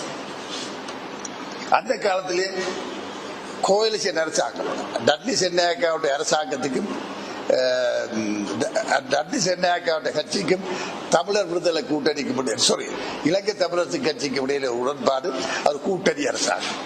மாதம் மாதம் அவர்கள் சந்திப்பார்கள். பூட்லர்ஸ் சொல்லி டட்லி சென்னாயக்காவுடைய வாசஸ்தலத்திலே மாலையிலே மாதம் மாதம் சந்திச்சு இந்த மாதம் என்னென்ன செய்யணும் என்னென்ன செய்யக்கூடாது விவாதிப்பார்கள். அப்பொழுது பத்திரிகையாளர்களையே கூப்பிடுவார்கள். நான் ஒரு அப்படியான கூட்டத்துக்கு போயிருந்தேன். அப்பொழுது டட்லி சென்னாயக்கா வீட்டிலிருந்து நாய் போன பொழுது டட்லி சென்னாயக்கா அவர்கள் எல்லாரும் சாராயம் குடித்து சாப்பிட்டு கொண்டிருந்தார். உங்களுக்கு தெரியாது, சர்ஜன் கொத்தலாவில் டட்லி சென்னாயக்கா போட்ட பிரதம மந்திரிகள் அந்த காலத்திலே வாழ்ந்தவர்கள் ஒரு போதில் அறக்க அப்படியே முழுமையா விடுவார்கள். அவ்வளவு உடம்பு திடகாத்திரம் உள்ளவர்கள், நல்லா குடிப்பார்கள், நல்லா சாப்பிடுவார்கள். எங்களை அணில் உரைகளை போல சாப்பிடுவார்கள், கோப்பை கிடக்கா சாப்பிடுவார், உரைப்பாட சாப்பாடை சாப்பிடுவார். இதெல்லாம் நீங்கள் கவனிக்கவும். இப்படியான சந்தர்ப்பம் உங்களுக்கு கிடைக்க வேண்டும். நீங்கள் ஊடகத்துறையில இருந்தால் தலைவர்களுடன் சந்திக்கக்கூடிய சந்தர்ப்பம் நிறைய கிடைக்கும். இப்படியான சந்தர்ப்பம் கிடைச்சால்தான் தெரியும். நல்லா சாப்பிடக்கூடியவர்கள், அசராம ஒருபோதும் சாராயத்தை குடித்தாலும் ஆடாமல் அசையாமல் நிற்பார்கள். வரி என்ற சாமானிக்கு அங்கே இடமில்லை. அப்படி குடித்துக்கின்ற பொழுது திருச்செல்வம் அவர்களும் அதில் போய் இருந்தார்.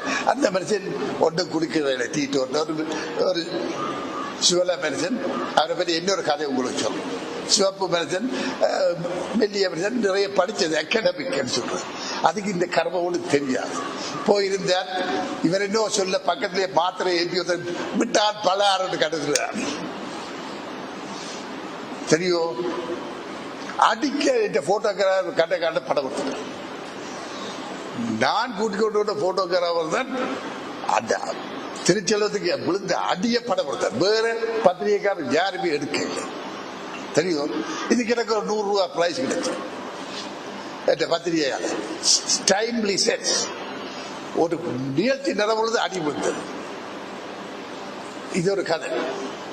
எனவே அடியெல்லாம் வேண்டித்தான் திருச்செல்வம் அவர்கள் கொஞ்ச காலம் இருந்து பிறகு திருக்கண்ணாமலையை புனித பிரதேசமா பிரகடனம் செய்த பொழுது ஒரு புத்தபிக்கு அதுக்கு எதிர்ப்பு தெரிவித்து பிறகு அவர்கள் அரசாங்கத்தை விட்டு விலகி படிப்படியாக விலகி போனார்கள் என்றதான் சரித்திரம். மற்ற ஒப்பந்தம் செய்தபடி தமிழுக்கு முக்கிய இடம் அரசியல் சட்டத்திலே கொடுக்கவில்லை. எனவே அன்று திருச்செல்வம், இன்றைக்கு விக்னேஸ்வரன் ஐயா அவர்கள் வந்திருக்கிறார். விக்னேஸ்வரன் ஐயா உங்களுக்கு புதுசா இருக்கலாம், எனக்கு புதுசு இல்லை. ஏன்னு சொன்னால் அவற்றை தம்பியத்தான் என்னுடைய மச்சிருச்சு. என்னுடைய மனைவியுடைய மூத்த மகள், மூத்த அக்கா கல்யாணம் முடிச்சிருக்கேன். எனவே உங்களை எல்லாருமாக எனக்கு நீதியரசர், முன்னாள் நீதியரசர் விக்னேஸ்வரன் ஐயா அவர்கள் நல்லாக தெரியும். அடுத்த திருச்செல்வம் கொண்டு சம்பந்த ஐயா உருவாக்கி இருக்கிறார் என்று மனதிலே வச்சுக்கொள்ளும். காலப்போக்கில் நீங்கள் தெரியல. எனவே இப்படித்தான் நடந்தது. அந்த காலத்திலே நான் பத்திரிகையில இருந்த பொழுது உங்களுக்கு சொன்னேன், எனக்கு முதல் மாத சம்பளம் 19 ரூபாய். அது எப்படி அந்த 19 ரூபான்னு சொன்னால், எழுதுவதற்கு காசு, ஒரு கொலம் லைன், அந்த கொலம் லைன் ஒன்றுக்கு 4 சதம். முதல் மாதம் நான் எழுதி கிழிச்சதுக்கு கிடைச்ச சம்பளம் தான் 19 ரூபாய். 19 ரூபாயில கொழும்புல என்னத்தை பண்ணல யோசிச்சு பாருங்க. வீட்டில் சொல்லாகில்லா கொழும்புக்கு வந்து விட்டேன், ஆழ்ந்த பவானில் இருக்கிறேன், 19 ரூபாய் சம்பளம். என்னுடைய நிலைமையை கொஞ்சம் யோசிச்சு பாருங்க. எவ்வளவு கஷ்டப்பட்டு ஒரு விதமா அன்று யோசிச்சேன், இந்த தொடர்ந்து எழுதுவோமே தான். அப்ப கூட்டங்களுக்கு எல்லாம் விட்டால் பக்கம் பக்கமா எழுதி கொடுத்து கொடுப்பேன். அவன் வெட்டி போட்டு ஒரு 4 வரி போடுவான் சப்படிட்டு. இப்படி 2ஆம் மாதம் 180 ரூபாய் கிடைச்சது. 3வது மாதம் இப்ப I know the trick of the trade. இந்த தொழிலுடைய ரகசியம் எனக்கு தெரிய வந்து விட்டது. என்ன பார்லிமெண்ட்டுக்கு விட்டார்கள். எழுதி 1500 ரூபாய் சம்பளம். 119, 180, 3ஆம் மாதம் 1000. 6 மாதம் இந்த ரேட்ல 1000க்கு மேல போச்சு. ஒரு சிறந்த ஒரு பத்திரிகையாளர் டிபி தனபாலன், லங்கா தீபாவளி, இதெல்லாம் நீங்க கேட்டுக்கொள்ளணும். ஒரு காலத்தில் நீங்க லங்கேட்டா படிக்க இந்த பெயர்கள் எல்லாம் வரும். டிபி தனபாலன் லங்கா தீப பத்திரிகையுடைய ஆசிரியர். இவர் தான் எங்களுடைய எடிட்டோரியல் போர்ட் மேனேஜிங் டைரக்டர். அவர் கூப்பிட்டார், come here Mr. Rajigan. Yes sir, you are making lot of money, no? Even I as a managing director is not getting what you earn. நான் மேனேஜிங் டைரக்டர் ஆயிருக்கே இவ்வளவு காசு எனக்கு இல்லை. அந்த நேரத்தில் ஒரு எம்பிக்கு 780 ரூபாய், மினிஸ்டருக்கு 1000 ரூபாய் தான் சம்பளம். அப்ப நீ 1500 ரூபாய் சம்பளம் கொடுக்குற. சரி, from today onwards I am making you the staff reporter. நிரந்தர உத்தியோகத்தில் மாத சம்பளம் 280 ரூபாய். ரைட், என்ன செய்யல? beggars have no choosers. ஒரு பிச்சைக்காரன் தான், வேலை இல்லாம வந்திருக்கிறான். அவன் 280 ரூபாய் தரேன்னு சொல்றான். சரி தரட்டும், ஏற்றுக்கொண்டால் எனக்கு 4 கிழமை, ஒவ்வொரு கிழமைக்கு டிராவலிங் அலோன்ஸ் 10 ரூபாய் தருவான். எழுதின எல்லாத்தையும் வெட்டி கொண்டு ஒரு பேப்பர்ல கிளிக் பண்ணி கொடுத்தால், அக்கௌண்ட் கொடுத்தா எனக்கு 10 ரூபாய் தருவான் டிராவலிங் அலோன்ஸ். அப்ப 280 ரூபாய் சம்பளத்துல 65 ரூபாய் டிராவலர் சோமண்டு சைவ கடையில சாப்பாட்டுக்கு மாதம் முடியும். மற்ற 25 ரூபா ஒரு 1 பெட்ரூம் எனக்கு. அப்ப 90 ரூபா. 10 ரூபா லைட்டுக்கு சில்லறை 100 ரூபா காணும். 150 ரூபா என்னுடைய அம்மாவுக்கு மாதம் நல்ல பிள்ளை போல உழைத்து இப்ப காசு எடுப்பது வைக்கிட்டேன். 7ஆம் 8ஆம் மாதம் தொடக்கம் அலிபாடே போயதான் வேலை வெட்டி எப்ப தெட்டச்சோறு சாப்பிட்டு கொண்டிருக்கிற உனக்கு வேற வெட்டி திட்டு அம்மாவுக்கு மாதம் இந்த காசு எடுப்பது வைக்கிட்டேன் 180 ரூபா. அப்ப 100 ரூபா செலவு 180 ரூபா. அப்ப நாக்கு வலிச்சியா பிச்சை செலவு கண்டிக்க கேட்கக்கூடாது. இந்த 10 ரூபா தான் இருக்கும். இந்த 10 ரூபா கார்டு அந்த காலத்துல 1 ரூபா 10 தேர்ட் கிளாஸ் படம் பார்க்க போறது. 55 கேலரி எல்லாம் முடிச்சு அது எல்லாம் ஊரோட தேர்ட் கிளாஸ் செகண்ட் கிளாஸ் தான் படம் பார்க்கணும். சீக்கிரம் கேப்சன் சீக்கிரம் ஒரு பேக்கெட் 80 இப்ப எல்லாம் வீடு எல்லாம் நிப்பாட்டி அந்த நேரத்தில் பெரிய சீக்கிரம் கேப்சன் தான் அதுதான் நான் குடிப்பேன். 8 சேம்பர் சீக்கிரம் ஒரு பேக்கெட் 10 போட்டா 80. அப்ப எனக்கு கார்டு வந்து 10 ரூபாய் வாழ்க்கை ஓடிக்கொண்டிருக்கு. பார்லிமெண்ட்டுக்கு போவதில்லோ. பார்லிமெண்ட்டுக்கு போனால் நீங்க பார்லிமெண்ட் பழைய பார்லிமெண்ட்டுக்கு நீங்க போனீங்களோ தெரியாது. பார்லிமெண்ட் வந்து வெல் அட் ஹவுஸ் இது கீழே இருக்கு. பத்திரிகையாளர்கள் இப்படி கேலரி மேலே இருக்கு. பத்திரிகையாளர்கள் இந்த பக்கத்துல கேலரியில இருப்பார்கள். இந்த பக்கத்துல ஆளுங்கட்சி, இந்த பக்கத்துல எதிர்கட்சி. அப்ப முதல் சீட்ல இருக்கிறது யார்? ஜனாதிபதி பிரதம மந்திரி டட்லி சென்டாயக்கா இருப்பார். 2ஆவது சீட்ல ஜிஆர் ஜெயவார்தா இருப்பார். இப்படி இருப்பார்கள். அப்ப மேல இருக்க ஒரு கை இப்படி எனக்கு தெரியும் என்னத்தான் கூப்பிடுறாரு டட்லி. ஆனா நான் பார்க்க மாட்டேன். பக்கத்தில் இருக்க நடிப்பான் கூப்பிடுறாங்க அப்பதான் திருப்பி பார்ப்பேன் என்னன்னு. அப்படின்னு சொன்னால் கட்டினுக்கு வா ரெஸ்டாரண்ட்டுக்கு வா. ரெஸ்டாரண்ட்டுக்கு வான்றது அர்த்தம். ரெஸ்டாரண்ட்டுக்கு போனால் அப்ப அங்கே தேத்தடி படுத்துறார். ஒரு சீக்கிரம் பண்ணிடலாம். ஒரு பேக்கெட் சீக்கிரம் தான் படுத்துறோம். அவருக்கு கோவிந்தா ஒரு தேத்தடி அவர்கிட்ட எழுதி வச்சிருப்பார். என்னத்தையும் தருவார். அப்ப அந்த காலத்துல எங்களுக்கு 3 பாசையில பேப்பர் சன் தினபதி தபஸ் 3 பாசை ஆங்கிலத்தில் எழுதி கொடுத்தால் 3 பாசையிலே பெறும். இப்ப போல இன்டர்நெட்ல அது இல்லை. இதுதான் பெரிய பத்திரிகை துறை. ஒன்றில கொடுத்தால் 3லே பெறும். ஆயிரக்கணக்கான ரூபா பெறுமதியான அட்வர்டைஸ்மெண்ட் அவருக்கு கிடைக்கும். இப்ப என்னோட தந்தால் தான் இந்த 3லே பெறும் தருவேன். தந்துட்டு எல்லாம் தந்துட்டு கேட்டி ஹவாயு ஓகே. அப்புறம் ஜங் மேன் சின்ன பையன் 24 25 வயசு ஜங் மேன் எல்லாம் தருவார். தந்துட்டு என்ன செய்வார் சொல்லுங்க. அப்ப கடைசியில் யாருக்காவது கற்பனை செய்திருப்பார். அதுக்கு பிற்பாடு என்ன செய்திருப்பார் நன்றி சென்றாக்காரு தெரியுமா? நான் கூட பகிரங்கமா சொல்றேன் சில விஷயங்களை. உங்களுக்கு யாருக்கு தெரியுமா என்ன செய்திருப்பாரு? தெரியாது. பாக்கெட்டுக்குள்ள ஒரு 100 ரூபாய். இதுதான் லஞ்சம். இது போட ஒரு நாளைக்கு ஆயிரக்கணக்கான ரூபா பெறுமதியான செய்தியை போடுவதற்கு பாக்கெட்டுக்குள்ள ஒரு 100 ரூபாய். தெரியும். இது அவர் மாத்திரத்தில் இல்லை. இதே ஜிஆர் தந்திருக்கிறார். இதே பிரேமதாஸ் தந்திருக்கிறார். ஜிஜி பட்டப்பளம் தந்திருக்கிறார்.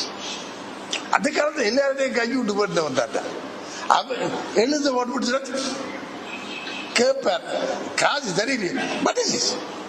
Is it news? Even dog will not read this. காய்ச்சி விட்டுருவார். நான் பெரிய ஆளப்பா. சின்ன படியா பெரிய சொல்லு இது செய்தியா நாய் கூட படிக்காது. நல்ல செய்தி சொல்லு இப்படி விரட்டி விட்டுருவார். அதுக்கு பயந்து 100 ரூபா வச்சிருவான். இந்த பெருட்டே 100 ரூபா தான் தெரியுதோ. இப்படி எல்லாம் தான் பத்திரிகை உலகத்தில் இருந்தார். ஜிஜி பொன்னம்பலம் அந்த காலத்துல கூப்பிடுவார். அவர் என்னுடைய நல்ல நண்பர். ஜிஜி பொன்னம்பலம் நண்பர் 25 வயதுல எப்படி இருக்கு கற்பனை எடுப்பாரு. கிட்ட போயில அவரு கொண்டு ஒரு ரோட்டி பார்த்தாலும் தெரியும். நான் சிவிக்ஸ் படிக்க எஸ்எஸ்சியில் ஹார்லி குளத்தில் படிக்க எஸ்பி நடராஜா மாஸ்டர் ஜிஜி படம்புலம் கோர்ட்ல இருக்கிறத பிரத்தால போடல் கோர்ட் இன்றைக்கு அவர்கிட்ட கோர்ட்ஸில் எப்படி குரஸ் எக்ஸாமினேஷன் பண்றதுக்கு பார்ப்போம்னு சொல்லி சிவிக்ஸ் படிக்கிறவர்களை கூட்டிக்கிட்டு சிவிக்ஸ் ஒரு பாடம் இப்ப இருக்கோ தெரியாது. இப்ப இந்த சமூக சேவையோ இன்னோ தான் இருக்கு. சிவிக்ஸ் பாடம் இல்லை. அப்ப சோசியல் சயின்ஸோ இன்னோதான் இப்ப படிக்கிறீங்க. அந்த காலத்துல திரும்பி வந்துட்டு போன பட்சா திரும்பி வந்துட்டு நல்லது. அப்ப அந்த காலத்துல நாங்கள் சிவிக்ஸ் படிச்சாங்க. சிவிக்ஸ் பாடத்துல அப்ப எங்களை கூட்டிட்டு ஜிஜி போட்டப்படும் ஜிஜி போடும் ஒரு கட்ட கருவம் இவ்வளவுதான் இருக்கு. 5 அடி இருக்கு. சண்டால்ட்ட கொண்ட பார் வெளியில புழுற போல இருக்கும். சுவப்பு ரத்த சுவப்பு சாட்சியை பார்த்து சாட்சி நடக்கிடுவான். ஜிஜி பண்ண பையன் அது வேற கேஸுக்கு தான் பெறுவார் மேஜிஸ்ட்ரேட் கோர்ட். அவர் வந்தால் அது ஒட்டு ஹியரிங்ல கேஸ் கலாஸ் முடிஞ்சுது. அது முடிச்சு போடுதான் வந்தால் சாட்சிகளோட எல்லாம் பயங்கர சில நீதிவான் தான் அவருக்கு முகம் கொடுக்க இல்லை. எல்லாராலையும் வேலாது. அவங்களும் இந்த சண்டை அளப்பத்துட்டா இந்த செய்ய போறாங்க இதுவாக கேச கிளச்சி விட்டா பிரச்சனை இல்லைன்னு அவங்களும் பிடிச்சிருவாங்க. அப்ப இந்த ஜிஜி பண்ணப்படுறது எஸ்எஸ்சி படிக்க 10 கோர்ட்ஸ்ல பார்த்த ஜிஜி பண்ணப்படும் இப்ப எனக்கு நண்பன் கேடி வாரியே நான் வாங்குவியா கேடி வாரியோட நான் பெற மாட்டேன். தடப்பாளாண்டவர் மேனேஜிங் டைரக்டர் அவர் சொல்லணும் நீ போன்னு சொல்லி நீங்கள் என்ன செய்யணும் தடபாலாக்கு டெலிபோன் பண்ணி send mister Rajsingam for a stay I want to issue a statement. இதெல்லாம் பத்திரிகை ஸ்டேட்மெண்ட். நான் ஒரு அறிக்கை வெளியிட போறேன் ராஜ்சிங்கத்தை அனுப்புங்களோன்னு சொல்லு கூப்பிடு டெலிபோன்ல நான் கீழே போய் அந்த காலத்தை தவச பத்திரிகை எடிட்டோரியல் 4வது ஃப்ளோர்ல இருக்கு. நான் சொல்லி போட உடனே கூப்பிடாது கடற்கண்டு போடுவேன் 4 படி ஓடி போய் இறங்கி கூட்டு போய் கட்டிடிக்கல இருப்பேன் ரெஸ்டாரண்ட் அடிப்பார். ஜிஜி பண்ண தடபாலா மிஸ்டர் தடபாலா எஸ் அந்த பொங்கல குரல் யார் கேட்டால் பயப்பட மாட்டேன். தடபாலா ஒழுப்பிட்டு அந்த காட்சியை நீங்க பார்க்கணும். ஒரு தமிழர் குரலுக்கு ஒரு சிங்களம் என்ன மாதிரி அடங்கி ஒடுங்கி மரியாதை செலுத்தினாங்க. அப்ப தடபாலா ஒழுங்கு இருந்தது. Please send that young man Rajasingam I want to issue a statement. உடனே அனுப்புனா ஒரு ஸ்டேட்மெண்ட் வெளியிட போவேன் என்று சொல்லுவேன். என்ன தேடு எனக்கு தெரியுதான வருமாட்டு நான் வேறுபட்டு தான் போய் கட்டியில் அடிப்பேன். எனக்கு போய் 4 பியூர் தேடி வந்து கட்டியில் பிடிச்சிடுவாங்க. வரைக்கும் yes sir no mister GG படம் போட்டு to come immediately go take that office car to call the photographer go சரி. நம்ம செட்டப் தான். போனால் ஜிஜி படம் வீட்டுக்கு போனால் கடந்து அவர் ஸ்டேட்மெண்ட் டிக்டேட் பண்ணுவேன். நான் எழுதுவேன். இதெல்லாம் ஒரு 30 மினிட்ஸ்ல இந்த விஷயம் முடிச்சுக்கணும். போட்டோகிராஃபர் 2-3 படம் எடுப்பார். சரி என்ன செய்வேன் முடிஞ்ச பிற்பாடு இதை பேக் பண்ணி இதை டிரைவர்கிட்ட கொடுத்து விட்டுட்டு போட்டோகிராஃபரே ஓடி போய் கொண்டு போய் கொடு எடிட்டோரியல்ல இன்றைக்கு அதுதான் லீட் ஸ்டோரி. ஜிஜி படம் பாய் சுரந்ததான் இன்றைக்கு வருகிற எல்லா தமிழ் சிங்களம் இங்கிலீஷ் பத்திரிகை எல்லாத்துலயும் முக்கிய செய்தி பை கேடி ராஜிகம் என்னுடைய பேரோட பேர். சரியோ அவர் சொல்லுவார் அடே இதடா கதப்போ அவர் நான் பொண்ணு அவர் அல்வா தானே ஒரே ஊரை வந்தானே நாங்கள் அது அறிவை கொடுங்க. ஜிஜி பொண்ணம்பளம் அல்வாயை சேர்ந்தவர். அல்வாய்க்கு இருக்கிறது தெரியுது அளவா இல்லை அல்வா அதுக்கு தெரியுமா அல்வாய்க்கு இருக்கிறது அல்வாய் அளவையே நினைச்சு போறாங்க அல்வாயை சேர்ந்துலாம். அப்ப இருந்து நாங்க ஊர் கதையில் கேட்பேன். அப்ப முன்னுக்கு சிவஜம்பரம் பார்க்கல. அப்ப இப்படி நிப்பிட்டேன் சரி சிவஜம்பரம் அப்படி இருக்க வந்துட்டா பெரிய மனுஷன் அவனுக்கு இருக்க வேண்டியதான். என்னோட எனக்கு மத்தியான சாப்பாடு அப்ப நான் மிரக்கறி சாப்பிடுறேன். மிரக்கறி பாபிசை சாப்பிடுறேன். கோழி குஞ்சு கறியாச்சி எனக்கு ஒரு சின்ன துண்டு வேற. அதான் ஜிஜி படப்புல போடுறது. அந்த காலத்துல அவருக்கு அரசியல் கூட்டங்கள் ஆரம்பிக்க மால் செந்த பிள்ளையா கோயில் சொல்லி பருத்தித்துறையில அந்த கோயில் தான் முதல் கூட்டம் வைப்பார். அவன் ஒருத்தர் இருந்த பேர் வைரமுத்துவோ யாரோ ஒருத்தர் மறந்து ஒரு பேர் எல்லோரும் எல்லாம் கூட்டம் பிடிச்ச பிற்பாடு எல்லாருக்கும் சாப்பாடு அவர் ஒரு விஸ்கி போத்து கொண்டு வருவார், கையில வச்சு கொண்டுவார். பேரை சொல்லி விஸ்கி குடி, குடி, ஒரு சின்ன சொட்டு தண்ணி ஒரு கூட சிஜி பொண்ணு வையா இருந்த விஸ்கி இல்லை, அது வரைக்கும் கூட அதுல ஒன்று இருக்கா, தண்ணி தான் இருக்கு, தெரியுதோ? அப்படிப்பட்ட மனுஷன் கோழி குஞ்சின்னு ஒரு சின்ன துண்டு வந்தால் அது பெரிய இருக்கு. அப்ப விஸ்கியே அவ்வளவுதான் கொடுத்தது. அப்படி நாங்க குடிச்சு அப்படி சாப்பிட்டு அப்ப நான் தண்ணி போட மறந்து போட பழக சொல்லி தரையில்லை ஒருத்தர். ஆனா எங்க குடும்பத்துல எல்லாரும் பெருக்கி கொடுப்பாங்க. அப்பா சிலோசிஸ் இந்த லிவர்லாம் வந்தார். சிலோசிஸ் இந்த லிவர் ஏன் வர்றது யாருக்கு தெரியுமோ சொல்லுங்க. சிலோசிஸ் இந்த லிவர் என்னத்துக்கு வர்றது? அந்த வருத்தம்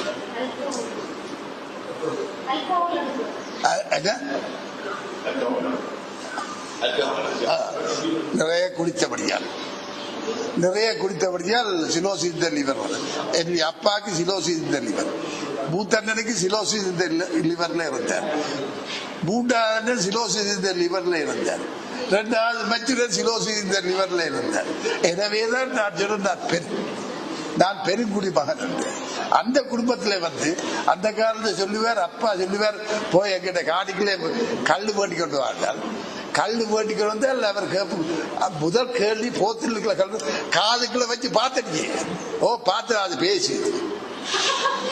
கல்லு வேண்டி காதுக்குள்ள வச்சு பார்க்கணும், கல்லு பேசும், தெரியுதோ?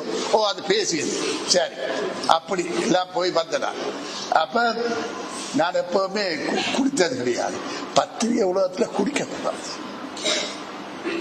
இதை நான் என்னத்துக்கு இது உங்களை எல்லாத்தையும் சொல்றேன், கடைக்கு பண்றேன்னு சொன்னால் ஒரு உதாரணம் சொல்றேன்.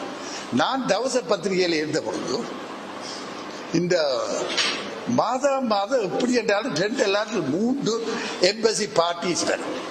எம்பசியினுடைய கொக்டைல் பார்ட்டி பத்திரிகைக்காரரை கூப்பிடுவாங்க. அந்த கொக்டைல் பார்ட்டியில போனால் எங்க பத்திரிகைக்காரர் காய்ச்ச மாறு கம்பள விழுந்த கூட வெளிநாட்டு சாராயத்தை குடிச்சிட்டு அவர் என்னத்துக்கு போராடு அங்கேயே சட்டி எடுத்து திருப்பி அவர் எம்பதிக்காரர் ஏற்றி அனுப்பி விடுவார். இது அடுத்த நாள் தாரிக்கு போடும் அந்த கத்தும், அந்த பத்திரிகை கத்தும். எங்க தாவசையிலேயே பத்திரிகாரத்திலே போடுவது எல்லாம் இதே தான்.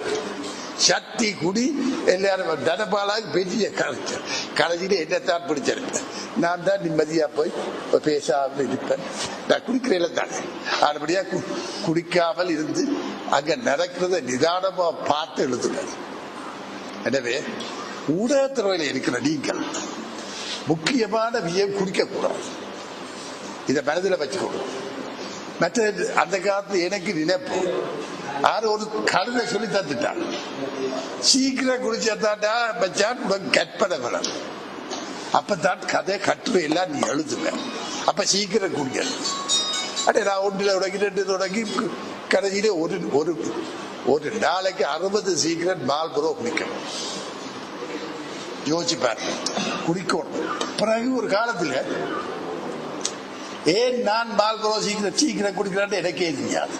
உங்களோட காய்ச்சி கொண்டு இருப்பேன், பக்கத்து இருக்கு தட்டப்பால் எடுத்து பத்தி கொண்டு காய்ச்சி கொண்டே இருப்பேன். என்னுடைய மனுஷியும் பிள்ளைகளும் ஏசினவன் ஏன் கொஞ்சம் போலிங்கிறாரு நான் சீக்கிரம் குடிச்சால் எப்படி இருக்கு யோசிச்சு பாருங்க. ஏசினபடி கலப்பால் ஓடிப்பா வெளியில குடிக்கட்டு அப்படி ஏசி. நான் இந்த சீக்கிரம் நீ என்ன கிளைக்கிறது என்ன எனக்குள்ள கருப்பம் என்னாலும் சொல்ற ஆளுட்டு போயிட்டு வெளியில தான் குடிப்பேன். அப்ப என்ன செய்யற அவர் சொல்லி கேட்க தர பட்டு ஜாதி பிள்ளை சொல்லி சாப்பிடுறதா விட்டேன். அப்ப எப்படி இந்த சீக்கிரட்டு ஒரு நாள் 2001 அக்டோபர் மாதம் 20 21 தேதி ஒரு நாள் எடுத்து தான் காய்ச்சி ஒரு சீக்கிரம் குடிச்சு 2ஆச்சு குடிச்சு விட்டுருக்கேன். அன்னைக்கு தான் யோசிச்சேன், மேனேஜ் பிள்ளைகளை போ கேட்டது இப்போ சீக்கிரம் குடிக்க அடிப்படி வேச்சு நீ யார் இடம் வச்சுருப்பேன், நான் என் ஆள் தான் குடிக்கிறேன். அப்போ ஒரு நாள் யோசிச்சேன், இது ஏன் நான் சீக்கிரம் குடிக்கிறேன். But is use of smoking. அன்னைக்கு தான் முதல் புத்தருக்கு ஞானோதயம் பிறக்க, அன்னைக்கு தான் எனக்கு ஞானோதயம் பிறந்தது. இவர் ஏன் இந்த சீக்கிரத்தை குடிப்பார் யோசிப்படு. Why can't I be without a சீக்கிரம். இப்போ நாங்கள்லாம் இங்கிலீஷில் தம்பி சிந்திக்கிறது. ஏன் சொல்லும், ஏன் யாருக்கு தெரியும் ஏன் நான் இங்கிலீஷில் சிந்திக்கிறேன் என்று? இல்லை இல்லை இல்லை இல்லை. ஏன் நான் இங்கிலீஷிலே சிந்திக்கிறேன் சரி போகும்.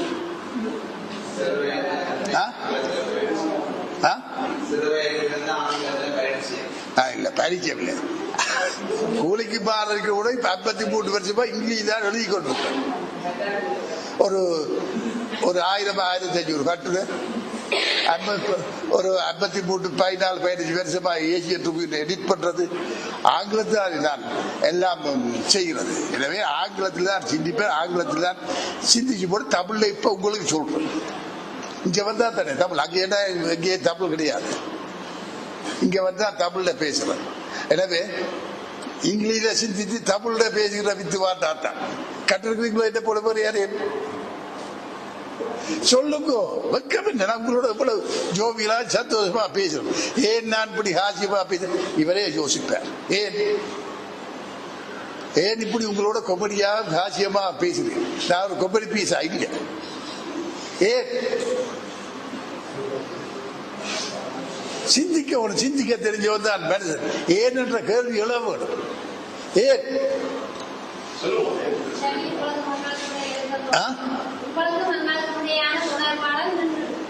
இல்ல அதுக்கு இல்ல, இந்த இதுக்குள்ள ஏற வேணும். ஆருக்கு? உங்களுக்கு ஏற வேணும். பகுதியா எனக்கு தெரியும். இந்த கிரௌடுக்கு இப்படி சொன்னா தான் ஏறுபட்டு. இது வந்து ஜேர்னல்ஸ், இது வந்து ஊடகத்துறை சம்பந்தப்பட்ட விஷயம். முக்கியமான விஷயங்களை உங்களுக்கு சுலபமாக மாம்பழத்தில் வாழைப்பழத்தில் ஊசி ஏற்ற கூட ஏற்றப்பட்ட எண்ணத்துல தான் நான் இவ்வளவு ஹாசியமா உங்களுக்கு சொல்லிக்கிட்டு வர்றேன். இதை உங்களுக்கு. ஆனால் நீங்கள் என்ன செய்திருக்கணும்? நான் இவ்வளவு நேரம் காய்ச்சதுக்கு நீங்கள் என்ன செய்திருக்கணும் சொல்லுங்க பாப்போம்.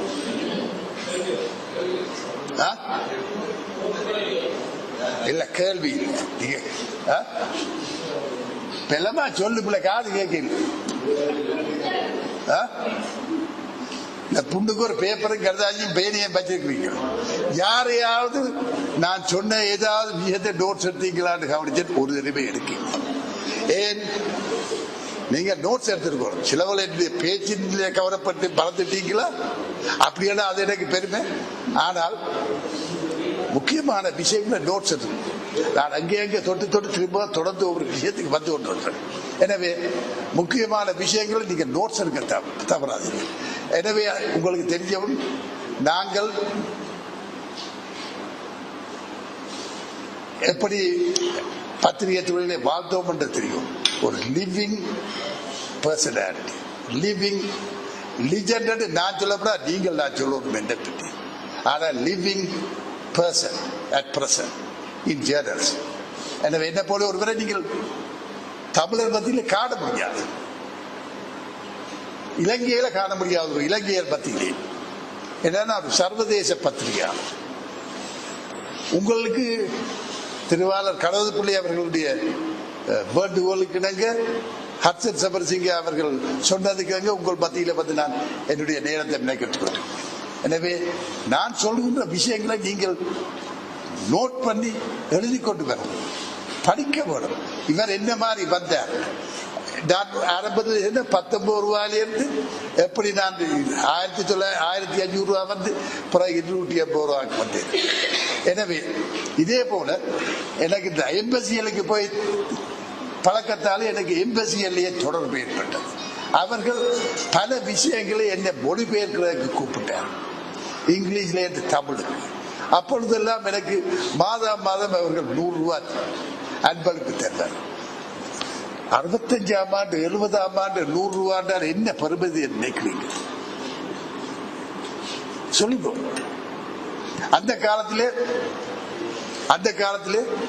நான் படிக்கிற காலத்திலே அம்மாவிலுக்கு என்ன பொழுதுபோக்குன்ற செத்த விடால் விடியவில்லை. மேல படிச்சால் பக்கத்து வீட்டுக்கு பொண்ணம்மா உங்க என்னடி மேளம் அது அவ சுப்ரமணிய பாட்டியில விடுற. அப்படியோ அவ வருவா, வந்து சொல்லுவா, அப்படியே இன்னைக்கு சுப்ரமணிய செத்த முடியும், நீ மத்தியானம் வராது, இந்த 25 கொண்டு போய் சாப்பிட்டு பள்ளிக்கூடத்திலே 25 தருவான். இந்த 25 என்ன செய்யலாம் நினைக்கிறீங்க? இந்த 25 2 தோசை வேண்டலாம், 5 கடலை வேண்டலாம், சுண்டல் ஒரு பிளேட் 5 வேண்டலாம். இதை விட 20 கணக்கு சொல்லிட்டு என்ன ஒரு 5 டோங்கு வேண்டாம், போல் குண்டு விளையாடு குண்டு 5 வேண்டலாம். அப்ப 25 எவ்வளவு பெரிய காசுன்னு யோசிச்சு பாருங்க. ஒரு ராத்தல் பால் அப்ப நோ கிலோ 28. இதுதான் ஒரு ராத்தல் பால் இந்த விலை. ஒரு ராத்தல் சீனி இந்த விலை 25. ஒரு தேங்காய் 10. 2 ரூபாய்க்கு சந்தைக்கு போனால் ஒரு கூட மீன் பண்ணி கொண்டு 2 ரூபாய் அந்த காலத்துல பார்த்தலாம். எனவே இந்த செத்த வீட்டுக்கு போனா 25 தருவார். இந்த காசுல இப்படி நாங்கள் செலவழிக்கக்கூடிய. எனவே சொல்லுங்க, நான் என்ன எங்க விட்டேன், ஏன் இதை சொல்றேன் கேட்கல?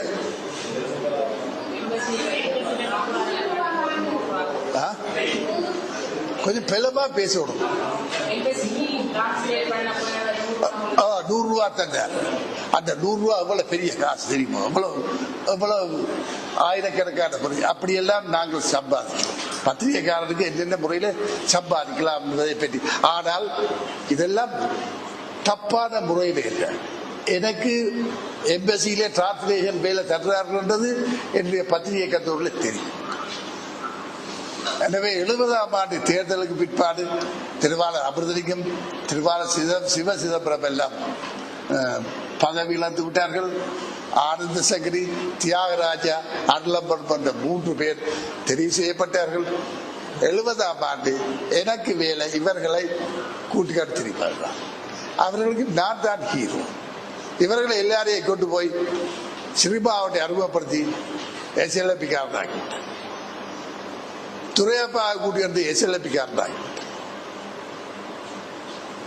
நான் 68ஆம் ஆண்டுல ஸ்ரீலங்கா சுதந்திர கட்சியில் சேர்த்து சிறிமோவ பண்டாரநாயக்கா உடைய பெட் அந்த காலத்தில். இவர்களும் வந்தார்கள், திக்கி திசை தெரியாமல் இருந்தார்கள். சிதம்பரம் தோத்து விட்டார், ஜிஜி பணம்பலம் தோத்து விட்டார். காங்கிரஸ் கட்சியை சேர்ந்தவர்களா இருந்தார்கள். இவர்களுக்கு எங்க போவது எப்படி போவது தெரியாது. வா மச்சான் வா வடமா வான்னு சொல்லி கூட்டிக்கிட்டே அவர்கள் சேர்த்து விட்டார். ஆனா ஆனந்த் சங்கரி என்ற ஊரவன் வடமராஜி கள்ளன், அவன் பிறகு ஒரு சபசோட்டு அடிச்சான். இந்த 72ஆம் ஆண்டு அரசியல் சட்டம் நிறைவேற்ற முந்தி திரும்பி போய் தமிழர் விடுதலை கூட்டத்தை சேர்ந்து அந்த கட்சியில சேர்த்துட்டார். எனவே அப்ப பாருங்க, ஒரு பத்திரிகைக்காரனுக்கு ஒரு மக்களால் தெரிவிக்கப்பட்ட MBA கூட எங்களுடைய பலிக்கு கொண்டு செல்லக்கூடிய ஆற்றல் இருந்தது. நான் SLP-ல சேர்த்து விட்டேன். சேர்ந்த பிற்பாடு எங்களுக்கு ஒரு சோசியலிஸ்ட் ஃபோரம் சொல்லி ஒரு ஃபோரம் உருவாக்கி, அந்த சோசியலிஸ்ட் ஃபோரத்துக்கு TB இலங்கரன் தான் தலைவர். என்ன போல ஒரு 15-20 பேர் அந்த சோசியலிஸ்ட் ஃபோரத்தில் அங்கத்தவர்களாக இருக்கும். மாதம் ஒவ்வொருவரும் ஒரு விஷயத்தை பற்றி ஒரு பேப்பர் சமர்ப்பிப்போம், அதை வாசிப்போம், வாசித்து விட்டு அதை பற்றி விவாதிப்போம். நானும் பேப்பர்கள் எழுதினேன். நான் எழுதின பேப்பர்களில் ஒன்றுதான் பல்மேரா டெவலப்மெண்ட். இந்த பல்மேரா டெவலப்மெண்ட் எனக்கு ஒரு ஆசை.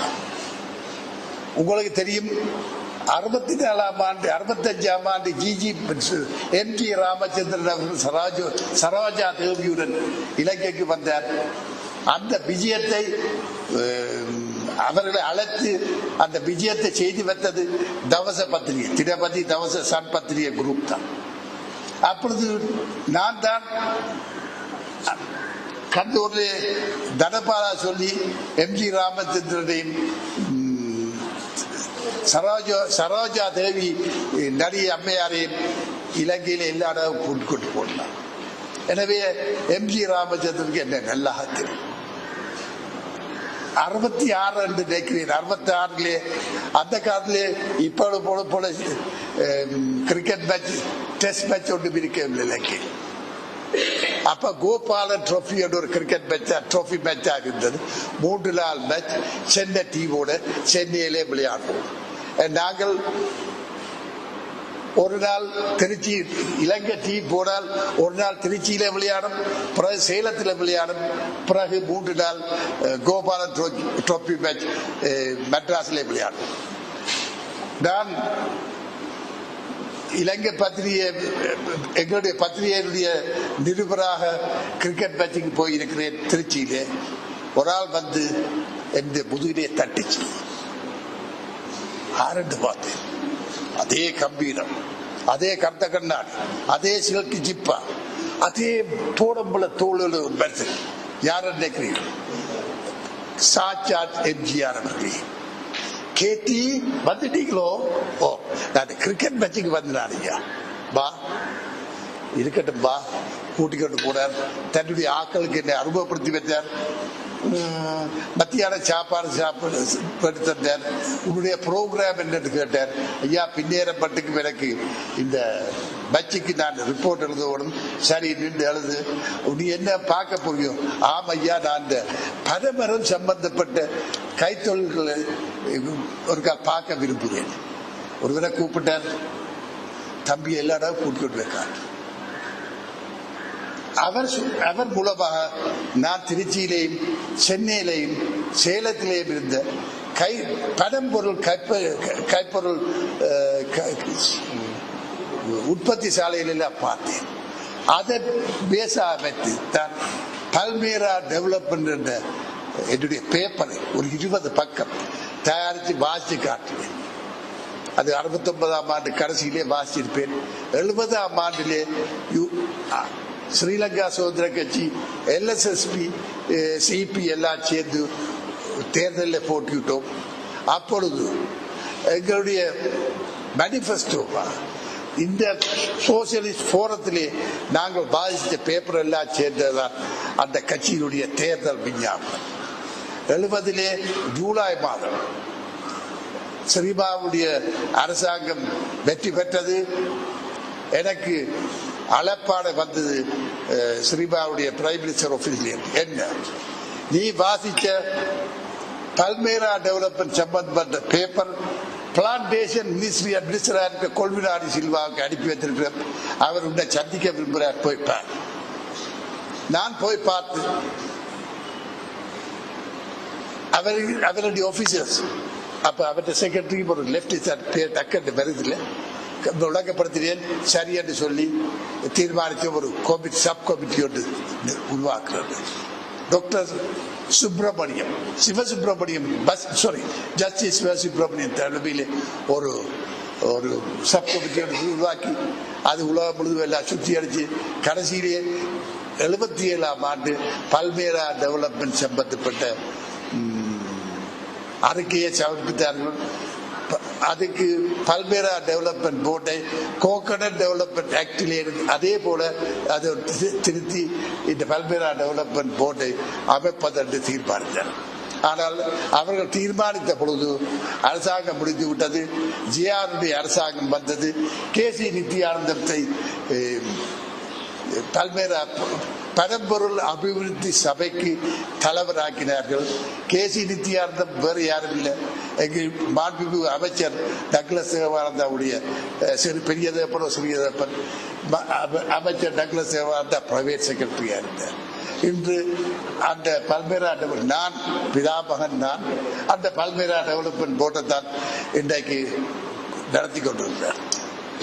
கிறிஸ்தவ பகுதியில் இருக்கிறவர்களும் இருக்கிறீர்கள் என்று நான் அறிகிறேன். உங்களுக்கு ஒரு தகவல், இன்றைக்கு முந்திரிகை கிரேப்ஸ் என்று சொல்லப்படுகிற சாமான் இன்றைக்கு எங்களுக்கு 40% தேவையான முந்திரிகை இந்த நாட்டிலே உற்பத்தி ஆகுது. இந்த முந்திரிகளுடைய பிதாமகன் யார்? என்னென்னு இந்த நாட்டிலே முந்திரிகை அறிமுகப்படுத்தப்பட்டது யாருக்காவது தெரியுமா? இந்த விவசாய மன்றத்திலே நான் ஒரு முறை வந்து ஒரு $1000 பெறுமதியான விதைகள் அன்பளிப்பு செய்தேன். அப்பொழுது நான் கூறினேன், அதைத்தான் உங்களுக்கு மீண்டும் சொல்ல விரும்புகிறேன். 60ஆம் ஆண்டு நான் இஸ்ரேலுக்கு போயிட்டு வந்த பொழுது 5 தடி நான் கொடுத்தேன், கிரேப் தடி. அந்த 5 தடியை நான் நம்ம நாட்டு விவசாயிகளுக்கு கொடுத்தேன். அதில் 3 புலத்து. பிற்பாடு கே திருவண்ணம் அவர்களும் 5 தடி கொடுத்து கொடுத்தார். இதுதான் இந்த நாட்டிலே கிரேப் உருவான கதை. விவசாயத்தில் இருக்கிறவர்கள் உங்களுக்கு தெரிய வேண்டும். என்னுடைய ஹோபியே மரங்கள் வளர்ப்பது. மரங்களை வணங்குவது என்பது தமிழருடைய பண்பாடு. உங்களுக்கு தெரியும், கோயில்களிலே ஆலய விருட்சம் என்று சொல்லி ஒரு விருட்சம் இருக்கு. மூலவரை வணங்குகிற பொழுது ஆலய விருட்சத்தையே நாங்கள் வணங்குவோம். அதே போல புத்தர்களும் அரச மரத்தை வணங்குகிறார்கள். மரத்தை வணங்குவது மனிதனுடைய பண்பாடு. எனவே மரத்தை வளர்ப்பதும் முக்கியமான விஷயம். பந்திக்கு போய் பாலை மரத்தையும் முதிர மரத்தையும் பட்டி கொடுத்து காடை அழிப்பதல்ல, மரத்தை வளர்க்க வேண்டும். ஆனால் எங்களுடைய முன்னாள் போராளிகள் வன்னி முழுதும் தேக்க மரம் நட்டுன்றதை பார்த்தேன், வன்னி முழுதும் பனைமரம் நட்டுன்றதை பார்த்தேன். என்னவோ ஒரு சின்ன நல்ல செயல் செய்திருக்கிறார். அதே போல மரத்தை வளர்க்கணும். இன்றைக்கும் என்னுடைய வீட்டிலே எத்தனையோ மரங்கள், இலங்கையில இல்லாத மரங்கள் நான் வச்சிருக்கிறேன். அதுக்கு முந்தநாத்து நான் கொழும்புலேருந்து வர்ற பொழுது மடுவுக்கு போயிட்டு ஒரு பிரான்சிலேருந்து ஒரு மாப்பிள்ளையை கொடுத்து நாங்கள் அந்த பொம்பளையை பார்த்து காட்டி விட்டு திருப்பி திருக்கேதீஸ்வரம் பார்த்தோம். திருக்கேதீஸ்வரத்திலே வைத்து திருக்கேதீஸ்வர புனருத்தான சபை செயலாளர் புலவர் ஐயா அவர்களிடம் 2 சந்தன மரம் கையெழுத்து, இந்த அளவு உயரத்திலே 2 சந்தன மரம் கண்டு கொண்டு கையெழுத்து அவருடைய நந்தவனத்திலே நடுவதற்கு. அவர் அதை எப்படி நடுவது, அதற்கான வழிமுறைகளை சொல்லி, அதுக்கு இந்த சந்தன மரம் வளரணும் என்றால் நீங்க கிருஷ்ணா பகுதியில் இருக்கிறவர்களுக்கு கவனிக்க வேண்டும். அதுக்கு நைட்ரஜன் தேவை. அதுக்கு தன்னாலே நைட்ரஜன் எடுக்க தெரியாது. எனவே கறி முருங்கை அல்லாவிட்ட கத்தரி முருங்கை அல்லாவிட்டால் கிளிசரியா மரம் பக்கத்திலே நட வேண்டும். நட்டால்தான் அந்த மரத்திலே இருந்து இந்த சந்தன மரம் நைட்ரஜன் எடுக்கும். இதை நான் விளங்கப்படுத்தி சொல்லி நட்டு விட்டு வந்தேன். என்னுடைய வீட்டிலே இப்பொழுது நான் ஒரு புதுவிதமான கிரேப்ஸ், அந்த இப்ப நீங்கள் பார்க்கிற கிரேப் பச்சையும் நீலம், இந்த அளவு ஒரு ஒரு இது என்னன்னு சொல்ற கத்தரிப்பூ கலர்ல இந்த அளவு சைஸ்லயே ஒரு கிரேப் கொண்டு நட்டு இப்பொழுது வளர்ந்து வருகிறது. இது இலங்கையில இல்லாத இனம். அதே போல ஒலிவ் மரம் கேள்விப்பட்டிருக்க, ஒலிவ் காய் ஒலிவ் பண்ணி என்று சொல்லி ஒலிவ் மரம் 2 நான் நட்டு வச்சிருக்கேன் என்னுடைய வீட்டில். இங்கே எங்கேயும் இல்லை இலங்கையில். இப்படியான விஷயங்கள் செய்வதில் எனக்கு மிச்சமான இந்த விவசாயத்தில் எத்தனை அதே தான் நான் ஒரு முறை வந்த பொழுது $1000 பெறும்படியான விதைகளை கொண்டு இங்கேயா அல்லது இங்கே அங்கே ஒரு விவசாய திணைக்களத்திலே நான் அதான் நான் அந்த விதைகளை எல்லாருக்கும் பங்கிட்டு கொடுத்துட்டான். எனவே தெரிய வேண்டும், ஒரு ஒரு ஊடகவியலாளர் சொன்னால் பல விஷயங்களிலே உங்களுக்கு அக்கறை இருக்க வேண்டும். இன்னொரு விஷயம் நான் உங்களுக்கு கட்டாயம் குறிப்பிட வேண்டும். எனக்கு தண்ணி தான். இன்னொரு விஷயம் நான் உங்களுக்கு சொல்ல வேண்டும். உங்களுக்கு தெரியும், நான் சொன்னேன் திருச்செல்வம் ஐயா அவர்களை பற்றி சொன்னேன். நீல திருச்செல்வத்துடைய அப்பா அவர் தான் அந்த கண்டத்திலே பல 2 அடிமணி நேரம் சொன்னேன். அவர் உலக தமிழ் ஆராய்ச்சி மாநாடு 1966ஆம் ஆண்டு என்று நினைவு சென்னையிலே நடந்தது.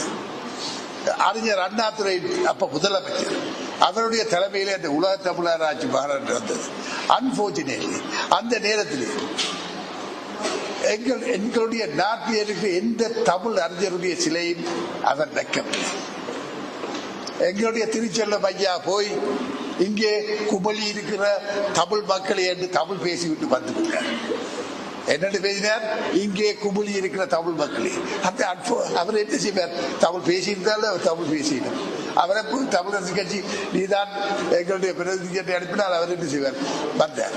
அப்பொழுது எங்களுக்கு பெரிய மன வேதனை. இவ்வளவு தமிழர்கள் ஆறுமுகனாவலர் போன்ற ஒரு பெரிய ஒரு மனிதர் எங்கள் மத்தியில் வாழ்ந்திருக்கிறார். அவருக்கு ஒரு சில வச்சு எழுத்து ரூபத்தை தந்தவர். எத்தனையோ நூல்களை கரையான் புத்திரி என்று எடுத்து மறுபிரசுரம் செய்தவர்.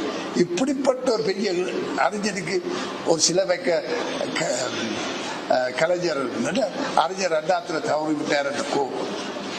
நானும் சிவநாயகர் உதய தினபதி பத்திரிகை ஆசிரியர் இதுக்கு என்ன செய்வோம் என்று யோசிச்சு எங்களுடைய பத்திரிகையில சிலையோட்டு வச்சு முடிச்சுக்கிட்டோம். பிற்பாடு அதோடு நான் முடிக்காம அப்பொழுது ஒரு நீதியரசர் பேர் வருதுல ஞாபகம் சொல்லுவேன். அவரும் சேர்ந்து ஒரு நாவலர் அசோசியேட் உருவாக்கி ஒரு சிலை வைப்பதற்கு ஏற்பாடுகள் செய்தோம். அப்பொழுது ரத்ன சபாபதி என்று சொல்லி பைஹெண்டான் பத்திரிகையுடைய பைஹெண்டானுடைய உரிமையாளர் ரத்ன சபாபதி பைஹெண்டான் கலண்டர் கேள்விப்பட்டிருக்கிறார். அதனுடைய உரிமையாளர் நீதிராஜான்னு சொல்லி ஆனபிடி உரிமையாளர், அவர் தான் செயலற்றார் எல்லாம் வந்தவர். இவர்கள் அதை சேர்த்து 6 நாவலருக்கு நாங்கள் ஒரு சிலை வைப்பதற்கு முடிவெடுத்தோம்.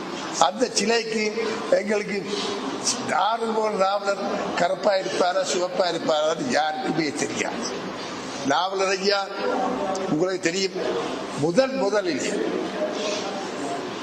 தமிழ் மொழி மூலம் கல்வி கற்பிக்க வேண்டும் என்று சொல்லி ஒரு இயக்கத்தை உருவாக்கி 3 பாடசாலைகளை நிறுவி தமிழ் பாடங்கள் சிலபஸ் இதெல்லாம் அவரே தயாரித்து புத்தகங்கள் அளித்து தமிழ் மொழி கல்வியை முதலிலே அறிமுகப்படுத்திய பெரியார். அந்த பெரியார் கருப்பா இருப்பாரா சிவப்பா இருப்பாரா என்று யாருக்கும் தெரியாது. என்ன செய்வது, ஒரு மொடலை போடுவோம். தென்குலோரியில் கடவுள் பிள்ளையர் சொல்லி ஒருவர் இருந்தார்.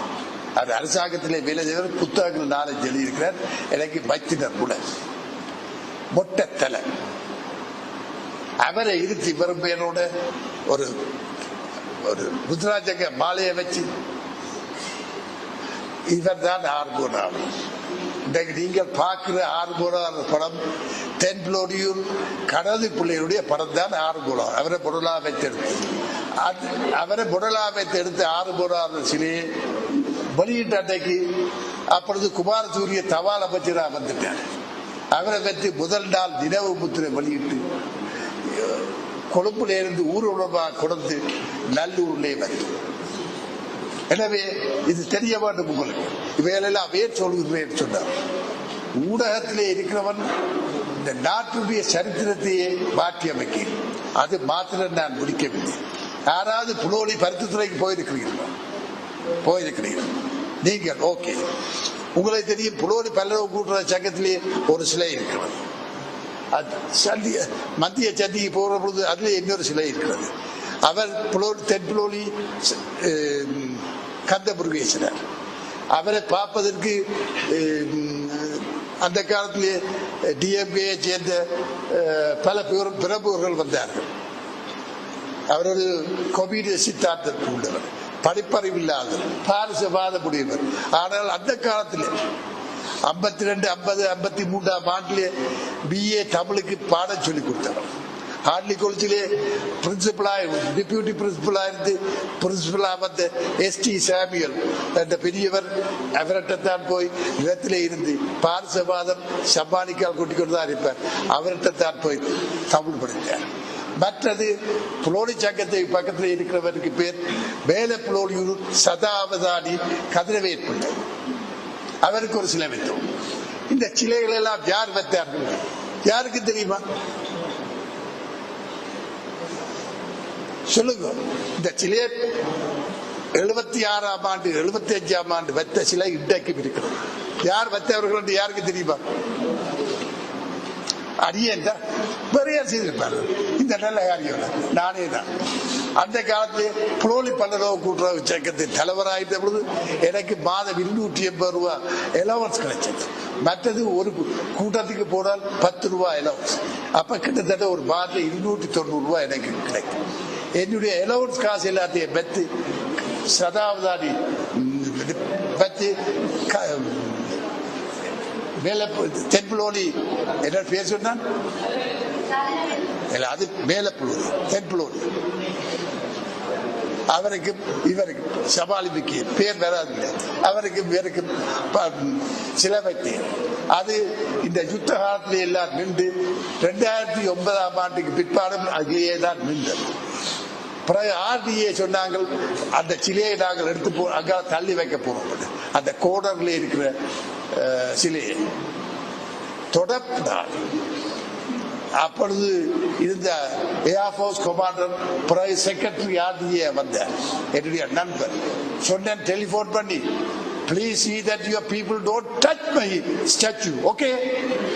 அடிச்சார் இங்கே கேள்வி, who is that stupid regional engineer of RDA?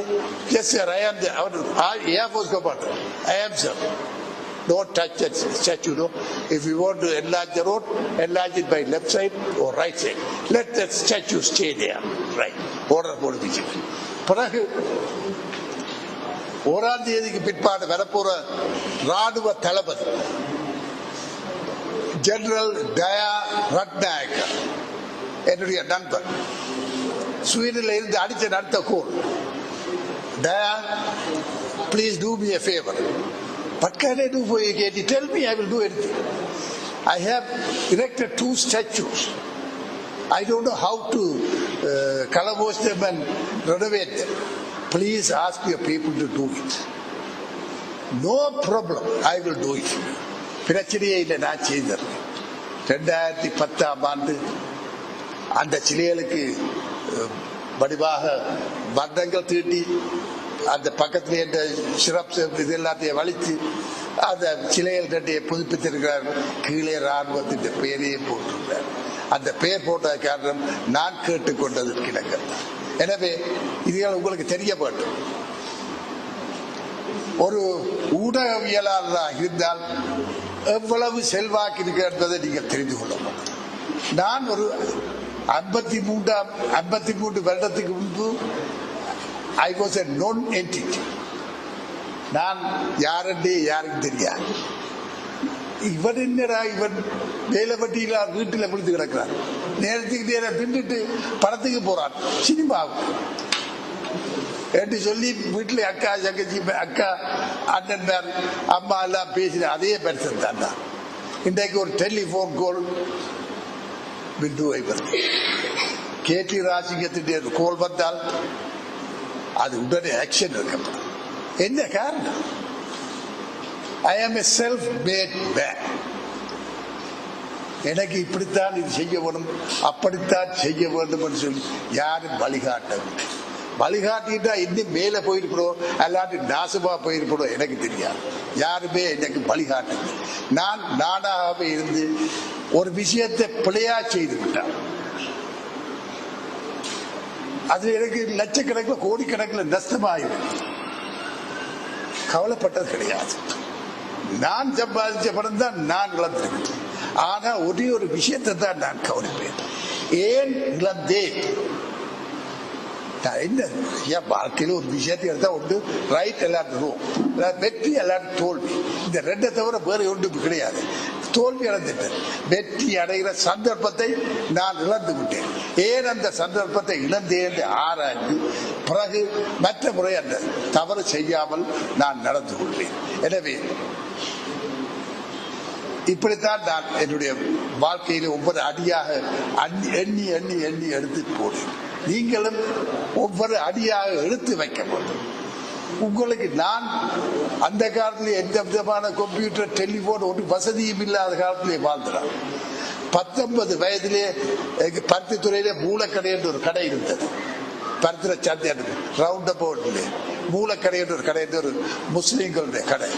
எனக்கு ஒரு யாழ்ப்பாணத்திலே ஹோலண்ட் எம்பசடர் வரப்போறார். என்னுடைய இன்விடேஷன் கேட்டு பருத்தித்துறைக்கு பாருங்க. அந்த காலத்தில் இந்த ரேஞ்ச் ஹொலண்ட் எம்பேசர் பருத்தித்துறைக்கு அழைக்கிற அளவுக்கு இந்த ரேஞ்ச் இருந்தது 19 வயதில். அப்ப அவரோட கதைக்கு ஒரு ஜாழ்ப்பாணம் மூலக்கடையில போய் கேட்டேன், பாய் நான் ஒரு டெலிபோன் இருக்க போறேன், தாராளமா எடுத்து பேசி என்ன மாதிரி டெலிபோன் பேசுற சொல்லட்டு ஒரு கரும்பு தெரியாது. ஒரு விதமா எடுத்து காதுக்குள்ள வைக்கிறது, பேக்ல வைக்கிற காதுக்குள்ளே பச்சு பண்ணிட்டு சத்தம்பரா ஒன்று சொல்றாங்க, டயல் பண்ணா தலைவர். அப்ப ஓடி வந்தார் அந்த முதலாளி, அப்படி இல்லை இப்படி வைக்கணும் சொல்லுங்க, அதுதான் இப்படி வச்சால் என்று நடக்க பார்த்துறார். சரிதோ விழுந்தாலும் வீசியில பட்புட்டையில பாருங்க. பிறகு அவரை அடிச்சு தந்தார். அதுக்குள்ளதான் ஹொலண்ட்ல அம்பாசடர் யாழ்ப்பாணத்தில் வந்திருந்தவரோட கழிச்சு அவரை கூட்டிக்கிறது மகாத்மா தியேட்டர்ல ஒரு ஆர்ட் ஷோ ஒன்று நடத்திட்டார். ஆர்ட் ஷோ நடத்தி போட்டு அந்த ஒரு மாஸ்டர் அவருக்கு ஒரு அவார்ட் கொடுக்க கேட்டேன். அவன் சொல்லி ஷோவா ஆர்ட் ஷோவா கத்தரிக்கை இவருக்கெல்லாம் நானா கொடுக்குறது எவோர்ட் ஆக்சுவலி கூட அவர் போய் சேர்ந்துட்டார். பிறகு அதுக்கு ஒரு சமாளிப்பு அவசரமா தந்தி வந்து அவர் போறார். எவோர்ட் என்ன கொடுக்க சொன்னார், நான் தான் எவோர்ட் கொடுத்தேன். இதெல்லாம் சமாளி பத்திரிகையில் இதெல்லாம் தெரிய வந்த நுட்பக்கம். இது என்னுடைய யாரையும் கேளுங்க, இவ்வளவு சுவாரஸ்யமான அனுபவங்களை உங்களுக்கு சொல்வார்களாண்டு பத்திரிகையில என்ன செய்தி எழுதினம், பத்திரிகையில வந்தது இதுதான். அதோட சேர்ந்து இணைந்து வாழ உங்களுடைய எண்ணத்தையும் சிந்தனையும் அதுக்கு கொடுக்க வேண்டும். அப்பதான் ஒரு சின்ன ஒரு விஷயத்தை கொடுத்தாலும் அது எப்படி சிறப்பாக செய்வதற்கு நீங்க சிந்திச்சு பாருங்க. பாட்டு தான் போட போறீங்களா இலவசரா சேர்ந்தான்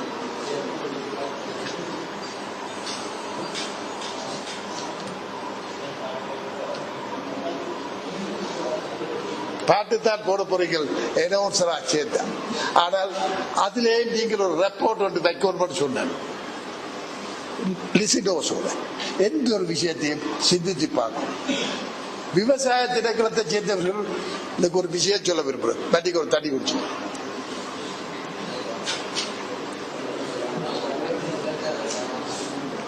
நாங்கள் மாணவர்களா இந்த காலத்தில், இளைஞர்களா வேலை வெட்டி இல்லாமல் இருந்த காலத்தில் விவசாய திணைக்களம் ஒரு சின்ன ஒரு திட்டத்தை அறிமுகம் யங் ஃபார்மர்ஸ் கிளப் கேள்விப்பட்டீர்களா? இப்போ அது இளைஞர்கள் எல்லாரும் விவசாயம் செய்து ஒரு சங்கமாக அமைஞ்சு விவசாயம் செய்வோம். கோயில்ல வனத்துக்கு முன்னால நாங்கள் ஒரு 4 கத்தரி 4 வெட்டி வச்சு எங்கிட்ட பேர் ஆத்தியடி யங் ஃபார்மர்ஸ் கிளப் என்று போட்டால் ஏஐ வந்து பார்த்து வெரி குட் என்று சொல்லுவார், ஒரு சர்டிபிகேட் தருவார். அதே போல இப்ப அரசாங்கம் என்று சொல்லி வீட்டு தோட்டத்தை வளர்க்கறதுக்கு திட்டம் கொண்டு போட்டுச்சு. அதே போல விவசாயத்தில் இருக்கிறவர்கள் ஏதாவது புதிய கன்செப்ட், ஏதாவது புதிய திட்டங்கள் இளைஞர்கள் மத்தியில விவசாயத்தை பரப்புவது, பச்சை பசையில் அந்த பசு ஏதாவது நட்டு நாட்டை பசுமைப்படுத்துவதற்கு புதிய திட்டங்களை நீங்க கொண்டு வரணும். அது உங்களுடைய விவசாய சேவையில நீங்கள் இயங்குகிற பொழுது இந்த திட்டங்களை நீங்கள் கொஞ்சம் கொஞ்சமாக சொல்லி மக்கள் மத்தியிலே பரப்ப முன்வரும். இது முக்கியமான ஒரு விஷயம், மனதிலே வச்சு கொடுக்கும். இப்பொழுது நான் ஒரு திட்டத்தில் வேலை செய்து கொண்டிருக்கேன். உங்களுக்கு தெரியும் அலோவீரான். அலோவீரான் என்ன? கத்தாழை. அது கோமரிக்காடு சிங்களத்தில் சொல்லுவார், கத்தாழைன்னு தமிழ் சொல்லுவார். இது என்ன செய்யும்? என்ன செய்கிறோம்?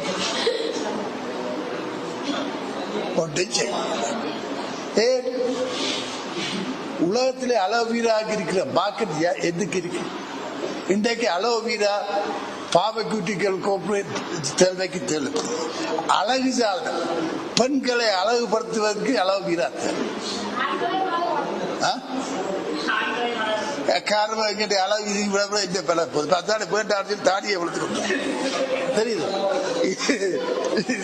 இது வேண்டாண்டு தாடி அந்த காலத்துல 60 வயது வரைக்கும் நான் என்ன செய்யறது போகும். இந்த மனுஷிக்கு நான் ஹேண்ட்ஸம் பண்றேன். அப்ப மீசை 60 மீசை போட்டு அரைச்சி போச்சு.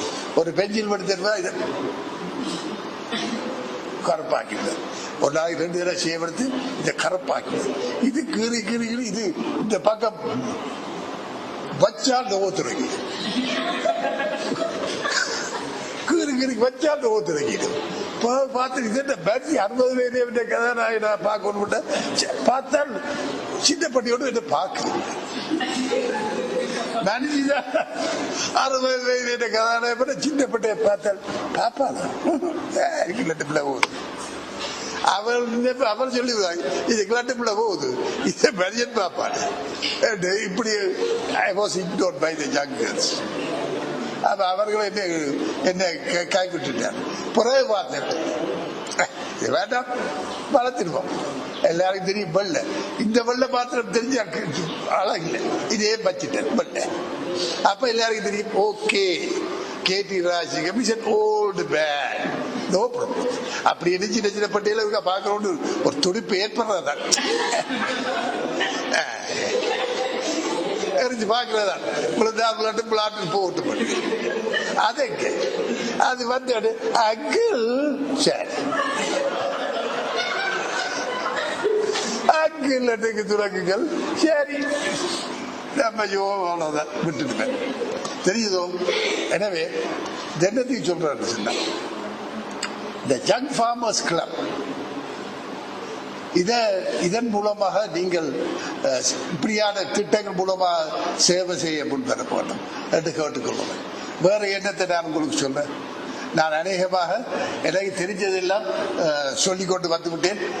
இறுதியாக சில கருத்துக்களை சொல்ல போறேன். ஆசியமாக உங்களுக்கு புரியக்கூடிய விதத்திலும் எனக்கு தெரிஞ்ச தமிழிலே சொற்பிள்ளை பொருட்பிள்ளை இருந்தால் நீங்கள் என்ன மன்னிக்கணும்.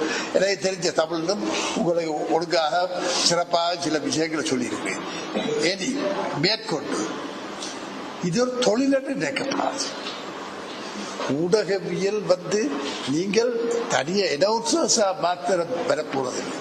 ஊடகவியலில் இப்ப ரேடியோவில் நீங்கள் வேலை செய்தால் செய்தியில அதே பேர் வெப்சைட்ல கூட ரேடியோட வெப்சைட்ல செய்தி போடப்படும். அப்ப நீங்கள் ஓவரால் ஒரு ஊடகவியலாளர். எனவே இதை ஒரு தொழிலாக நினைக்காமல் இது ஒரு something more than that, or professional service, professional service நினைக்கும். ஒன்று சொல்லுங்க, நீங்கள் ஒரு அறைக்கில் என்று பேசுவது உலகம் முழுதுக்கு உங்களுடைய குரல் ஒலிக்கும். உங்களுடைய செய்தி உலகம் முழுதுக்கு வானொலி பட்டியலில் இருக்கிறவர்கள் அங்கே இருக்கிறார்கள். நாங்கள் சுவீனில் இருந்து கூட இலங்கை ஒளிபரப்பு கூட்டு சாப்பிட்டு செய்திகளை இன்டர்நெட்ல கேட்கிறோம். ஸ்ரீலங்கா அங்கே ஸ்வீடன் இலங்கை, நான் இருக்கிறது ஸ்வீடன். ஸ்ரீலங்கா அங்கே ஸ்வீடன் இலங்கை, உங்களுடைய குரல் எனக்கு அங்கே ஒலிக்கும். So your voice is so powerful. மிக சக்தி வாய்ந்தது. இந்த சக்தி வாய்ந்த குரலுக்கு சொந்தக்காரர் நீங்கள். அழகாக பேசப்படாது. என்ன போல ஹோஸ் வாய்ஸ்ல பேசக்கூடாது. ஹோஸ் வாய்ஸ் சொன்னால் கரடு முடுறான குதிரை இதாட்டி சொல்லு. குதிரை வாய்ஸ் என்றால் குதிரை குரல் என்று சொல்லவில்லை. கரடு முடுறான குரல்ல பேசணும். குரல்ல ஒரு இனிமை வேணும். எஸ்பி பாலசுப்ரமணியம் பாட்டு பாடைக்கு பாருங்க, அந்த குரல்ல ஒரு இனிமை இருக்கு. நல்லா சீக்கிரத்தை குடிச்சு அந்த லெவலுக்கு அந்த குரலை கொடுத்து வச்சிருக்கிறார் எஸ்பி பாலசுப்ரமணியம். ஆனால் அப்துல் ஹமீத் அப்படி குடிக்கிறது இல்லை. அவன்கிட்ட குரல் ஒரு ஒரு இனிமை கலந்த கரடு தன்மை இருக்கு. எனவே உங்களோட குரல்லே இனிமை இருக்கணும். சில நேற்று முந்தநாத்து நான் கார்ல வர்ற ஒரு ரேடியோ கேட்டு வந்த ஒரு பொம்பளை பிள்ளை வர்ணம் ரேடியோல ஒரு பொம்பளை பிள்ளை அனௌன்ஸ் பண்ணிச்சது. அதே போல செய்தி வாசிச்சது. எந்த விதமான தங்கு தடை இல்லாமல் அறுத்து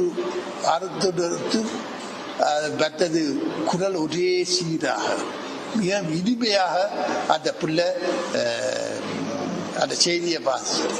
அதே போல நீங்கள் வாசிக்கிற பொழுது குளறி படி பண்ணப்படாது, மன்னிக்க வேண்டும் என்று சொல்லப்படாது. வாசிச்சால் வாசிச்சால் செய்தி வாசிக்க போறீர்கள், நிகழ்ச்சி செய்ய போறீர்கள், வடிவாக எழுதி வச்சிருக்கோம். எழுதி ஒரு தரத்துக்கு 2 தடவை படித்து பிராக்டிஸ் பண்ணணும், நோட்ஸ் போடணும். இதுல ஸ்டாப் பண்றதுக்கு ஒரு கோடு, தொடர்ந்து எம்பசைஸ் பண்றதுக்கு அது குறியீடு, இதெல்லாம் தெரிஞ்சிருக்க போறோம். தெரிஞ்சால்தான் ரேடியோல இதெல்லாம் நீங்கள் அதான் வாசிக்க போறீர்கள். சில போல வாசிக்கிற பொழுது உங்களுக்கு தடுமாற்றம் ஏற்படும். அந்த தடுமாற்றங்கள் ஏற்படக்கூடாது. பேசுகிற பொழுது நோட்ஸ் இல்லாமல் நீங்கள் லிசனர்ஸோட பேசுகிற பொழுது நீங்கள் நிதானமாக பேசணும். நான் ரேடியோல பேசுகிறேன், ஐயோ புலவிட்டுரோன்னு நினைக்கப்படாது. To err is human. என்ன? To err is human. என்ன என்ன புலவிடுவது மனித இயல்பு. புல வராமல் இருக்க வேண்டும். அங்கால வேறு அந்த பழமொழி to forgive is divine என்று முடியும். அந்த பழமொழி நான் அதில் ஓட்டு எனக்கு வசதி எதுவோ அதைத்தான் தூக்கி பிடிச்சிருக்கேன். to err is human என்று, to forgive is divine. மன்னிப்பது பழவிடுவது பிரதத்தன்மை, மன்னிப்பது தெய்வீக தன்மை என்று அவன் பழமொழி சொல்றான். எனக்கு அவற்றை பழமொழி சொல்லு, எனக்கு எது சூட்டு அதைத்தான் நான் பாவிக்கிறேன். எனவே பிழைவிடலாம், அதை நெடுக பிழைவிடக்கூடாது. ஒரு கால் பிழைவிடலாம், 2 தரம் பிழைவிடலாம், ஆரம்பத்தில் பிழைவிடலாம், ஆனால் தொடர்ந்து பிழைவிடக்கூடாது. இதை மனதில் வச்சுக்கணும். எனவே குரல் பலம் முக்கியம். அதுக்கு practice makes a man. Man என்று தான் சொன்னா உமனையும் சேர்த்துக்கணும். மேன் ஒரு woman perfect. Practice make a man or a woman perfect. எனவே நீங்கள் பிராக்டிஸ் பண்ணணும், நல்லா பேசணும். பேசினா தான் பிள்ளை ஐயா போல ஒரு நாளைக்கு டைரக்டரா தமிழ் சேவைக்கு வரலாம். அவற்றை அனுபவத்தை எவ்வளவு கஷ்டப்பட்டிருப்பாரு. வாழ்க்கையில டைரக்டரா அவர் குதிக்க என்ன போல அவர் எவ்வளவு கஷ்டப்பட்டு, இதுல எவ்வளவு போட்டி இந்த துறையில. பத்திரிகையில நான் நீங்கள் நினைக்கிற சுமூட் செய்திகள் நான் எல்லாம் நடந்து சொன்னேன். எனக்கு எவ்வளவு போட்டி, அப்பாடா முதுகுல குத்து, எவ்வளவு குத்து வாங்கித்தான் நிமிர்ந்தடிக்கிறேன். எத்தனை பேர் என்னை பற்றி எவ்வளவு சொல்லி இருப்பாங்க. இன்றைக்கு பாருங்க, கேடி ராஜிக்கு மட்டும் பேரை கூகுள் பண்ணி பாருங்க, என்னை பற்றி எவ்வளவு எழுதியிருப்பாங்க. ஒரு கள்ளப்பயன் அது முடியும், தெரியுதோ? அப்ப இவ்வளவு போட்டியின் மத்தியில தான் நான் என்னை உருவாக்கி கொண்டு வரேன். இதே போட்டியின் மத்தியில தான் நீங்கள் உருவாகும். இது உங்களுடைய நீங்கள் மனதார விரும்பி இந்த துறையை நீங்கள் ஏற்றுக்கொண்டீர்கள் என்றால் இதுல முன்னோர்களுக்கு நிறைய இருக்கு. இன்றைக்கு நான் சொல்கிறேன், Mahinda Rajapaksa is a friend of mine for the last 45 years. ஜனாதிபதி மஹிந்த ராஜபக்ச என்னுடைய நண்பர் 45 வருட காலமாக. உங்களால சொல்ல முடியுமா? நான் சொல்வேன். ஏனென்றால் 60ஆம் ஆண்டு தொடக்கம் அவரை எனக்கு தெரியும். என்னுடைய அம்மா இருந்த பொழுது என் வீட்டுக்கு செத்த வீட்டுக்கு வந்து வீட்டில் இருந்து சுடலைக்கு போய் நடந்து போய் வந்த பெருசு எனக்கு அவரை நல்லாக தெரியும். நான் சொல்றேன், என்னென்னு தெரியும். இந்த கர்ம பத்திரிகையில் என்ன தெரியும். கிளரிக்கல் சர்வெண்டா போயிருந்தா தெரியுமா எனக்கு? அல்லாது வேற ஒரு உத்தியோகத்தில் போயிட்டா டாக்டரா போயிட்டா எனக்கு தெரியுமா? இல்லை. இது அன்றாட தொடர்பு. அரசியல்வாதிக்கு எனக்கு இந்த துறை உங்களுக்கு சொல்றேன், அன்றாடம் உங்களுக்கு தொடர்பு. 68ஆம் ஆண்டு நான் SLP சேர்ந்தேன். இன்றைக்கு SLP மூத்த ஒருவர் இருக்கிறார் சொன்னால் அவர் யார்? Alavi மௌலான், Governor of the Western Province. அவர் தான் number 1 most senior SLP in Sri Lanka. Second most senior SLP, yeah, not Mahinda. He's a young politician. It is KT Raj. நான் தான் இன்றைக்கு 2வது பெரியவன். இன்றைக்கு நான் தான் 2வது பெரியவன் இந்த SLP. உங்களை யாருக்கு தெரியுமா? மூளைக்கு கிடைக்கும். No, I have a very powerful voice. What I say they do. They all listen to me. எல்லா சீனியர் மினிஸ்டர்ஸும் கேடி ராஜுக்கு எஸ் சார் டெல் மீ என்றுதான் சொல்றாரு. நான் சொன்னால் அவர் கேட்கிறார்கள். ஏன் கேட்கிறார்கள் என்று நான் சொல்லுவதே அனுபவம் சார். இது என்னென்று வந்தது இந்த கேட்கிற தன்மை இந்த பத்திரிகையில சேர்ந்தபடியாக இந்த ஊடகத்துறையில சேர்ந்தபடியாக இது உங்களுக்கு தெரியுமோ தெரியாது, தெரிந்து கொள்ளுங்க. இதுல நீங்கள் நல்ல முறையில நீங்கள் இந்த தொழிலை நடந்து இந்த தொழிலுக்கு உங்களுக்கு விசுவாசமா இருந்தீர்கள் என்றால், ஏனோ தானோ ஒன்று நினைக்காமல் இருந்திருந்தீர்கள் என்று சொன்னால் இன்றைக்கும் நீங்கள் முன்னேறலாம். அன்றைக்கு என்னுடைய நண்பர் ப்ரொஃபசர் அப்துல் கிரியா இங்கே ஒரு ஒர்க் ஷாப், ஜேர்னலிஸ்டுக்கான ஒரு ஒர்க் ஷாப் வச்சார். அந்த ஒர்க் ஷாப்லேயும் என்னை ஃபோர்ஸ் பண்ணி பேச வச்சார்கள். I was not prepare for that. நான் என் ஃப்ரெண்டை பார்த்துட்டு போட்டு வந்து நான் நீங்கள் பேசிக்கூட அத்துடைய கேட்டபடியால் பேசினேன். ஓப்பனிங் ஸ்பீச் போட்டு நான் கிளிநொச்சியில் இருக்கிற கூட்டம் வவுனியாவில் வேட்பாளர் நியமனம், அதுக்கடுத்து கொழும்புக்கு போனேன். அந்த கூட்டத்திலே சொன்னான், அதில் போட்டு ரீஜனல் ஜேர்னலிஸ்டுக்கான ஒர்க் ஷாப். நீங்கள் நினைக்கப்படாது, நாங்கள் மாகாணத்தில் இருக்கிற ஒரு ஊடகவியலாளர்கள் எங்களுக்கு இதில் இருந்து என்னென்று தேசிய அளவிலே எங்களுடைய குரல் எட்டுப்பட்டு இல்லை. நான் புலோனியில ஆத்தியோட ஒரு குக்கிராமத்தில் என்று வெளிக்கிட்ட சேர்க்குதான் இன்றைக்கு உங்களுக்கு முன்னால் என்று பேசிக்கொண்டிருக்கிறேன். நான் ஒரு கிராமத்தில் என்றுதான் வந்தேன். அதே போல உங்கள்கிட்ட தொழிலை நீங்கள் செய்து கொண்டு வந்தீங்கள் என்றால் ஒழுங்கா,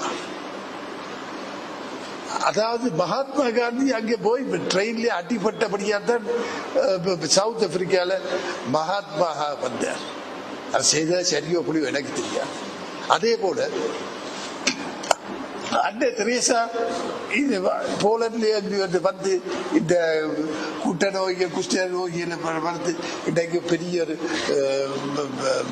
பெரிய ஒரு பிரபுராகி அவ வந்து கத்தோலிக்க பாப்பாண்டவராலே சைட்டாக பின்னர்த்தப்பட்டார். எனவே நீங்கள் வரலாம், நிச்சயம் வரலாம், முன்னேறலாம், பாரத்தை தொடரலாம். பாடம் பெரிய தூரத்தில் அஞ்சு பாருங்க கூறிய இடக்கு இவ்வளவுதான் எனக்கு கொஞ்ச நேரம் பலதாண்டா இங்க போயிடு தொட்டு வார்த்தையை தொடரும். இதை தொடுவது உங்கள் கையில் தான். சிந்திக்கப்படும். அந்த காலத்தில் ராஜா ராணி என்ற ஒரு படம் பார்த்த சிவாஜி கணேசன். அப்போ அந்த படத்திலே சோக்ரட்டிஸ் என்ற ஒரு நாடகம், சிவாஜி கணேசன் நாடகம். நாங்கள் அந்த காலம் தமிழ் படிச்சது பராசக்தியில மனோரால சிவாஜி கணேசன் கர்நாடகாவின் வசனத்தை படிச்சுட்டான். அதுல சோக்ரட்டில சொல்லுவேன், உன்னையே நீ அறிவாய். சிவாஜி கணேசன் குரல்ல சொல்ல பார்க்கணும் என்ன அதையலா. அதே போல உங்களை நீங்கள் தெரிந்து கொள்ள, உங்களை தெரிந்து கொண்டால் உலகத்தை தெரிந்து கொள்ளுங்கள். உங்களை உலகம் தெரிந்து கொள்ளுங்கள். இது மனதில் வச்சுக்கணும். உங்களை தெரிந்து கொள்ளுங்கள், நன்றாக சின்சியராக இயங்குங்கள், உங்களுக்கு நிச்சயம் நன்மை கிடைக்கும். இதைத்தான் நான் சொல்லிக்கிட்டேன். ஏதாவது கேள்வி கேட்கிறதால் 5 நிமிஷம் டைம் தரேன், கேளுங்க. கேட்கலாம்.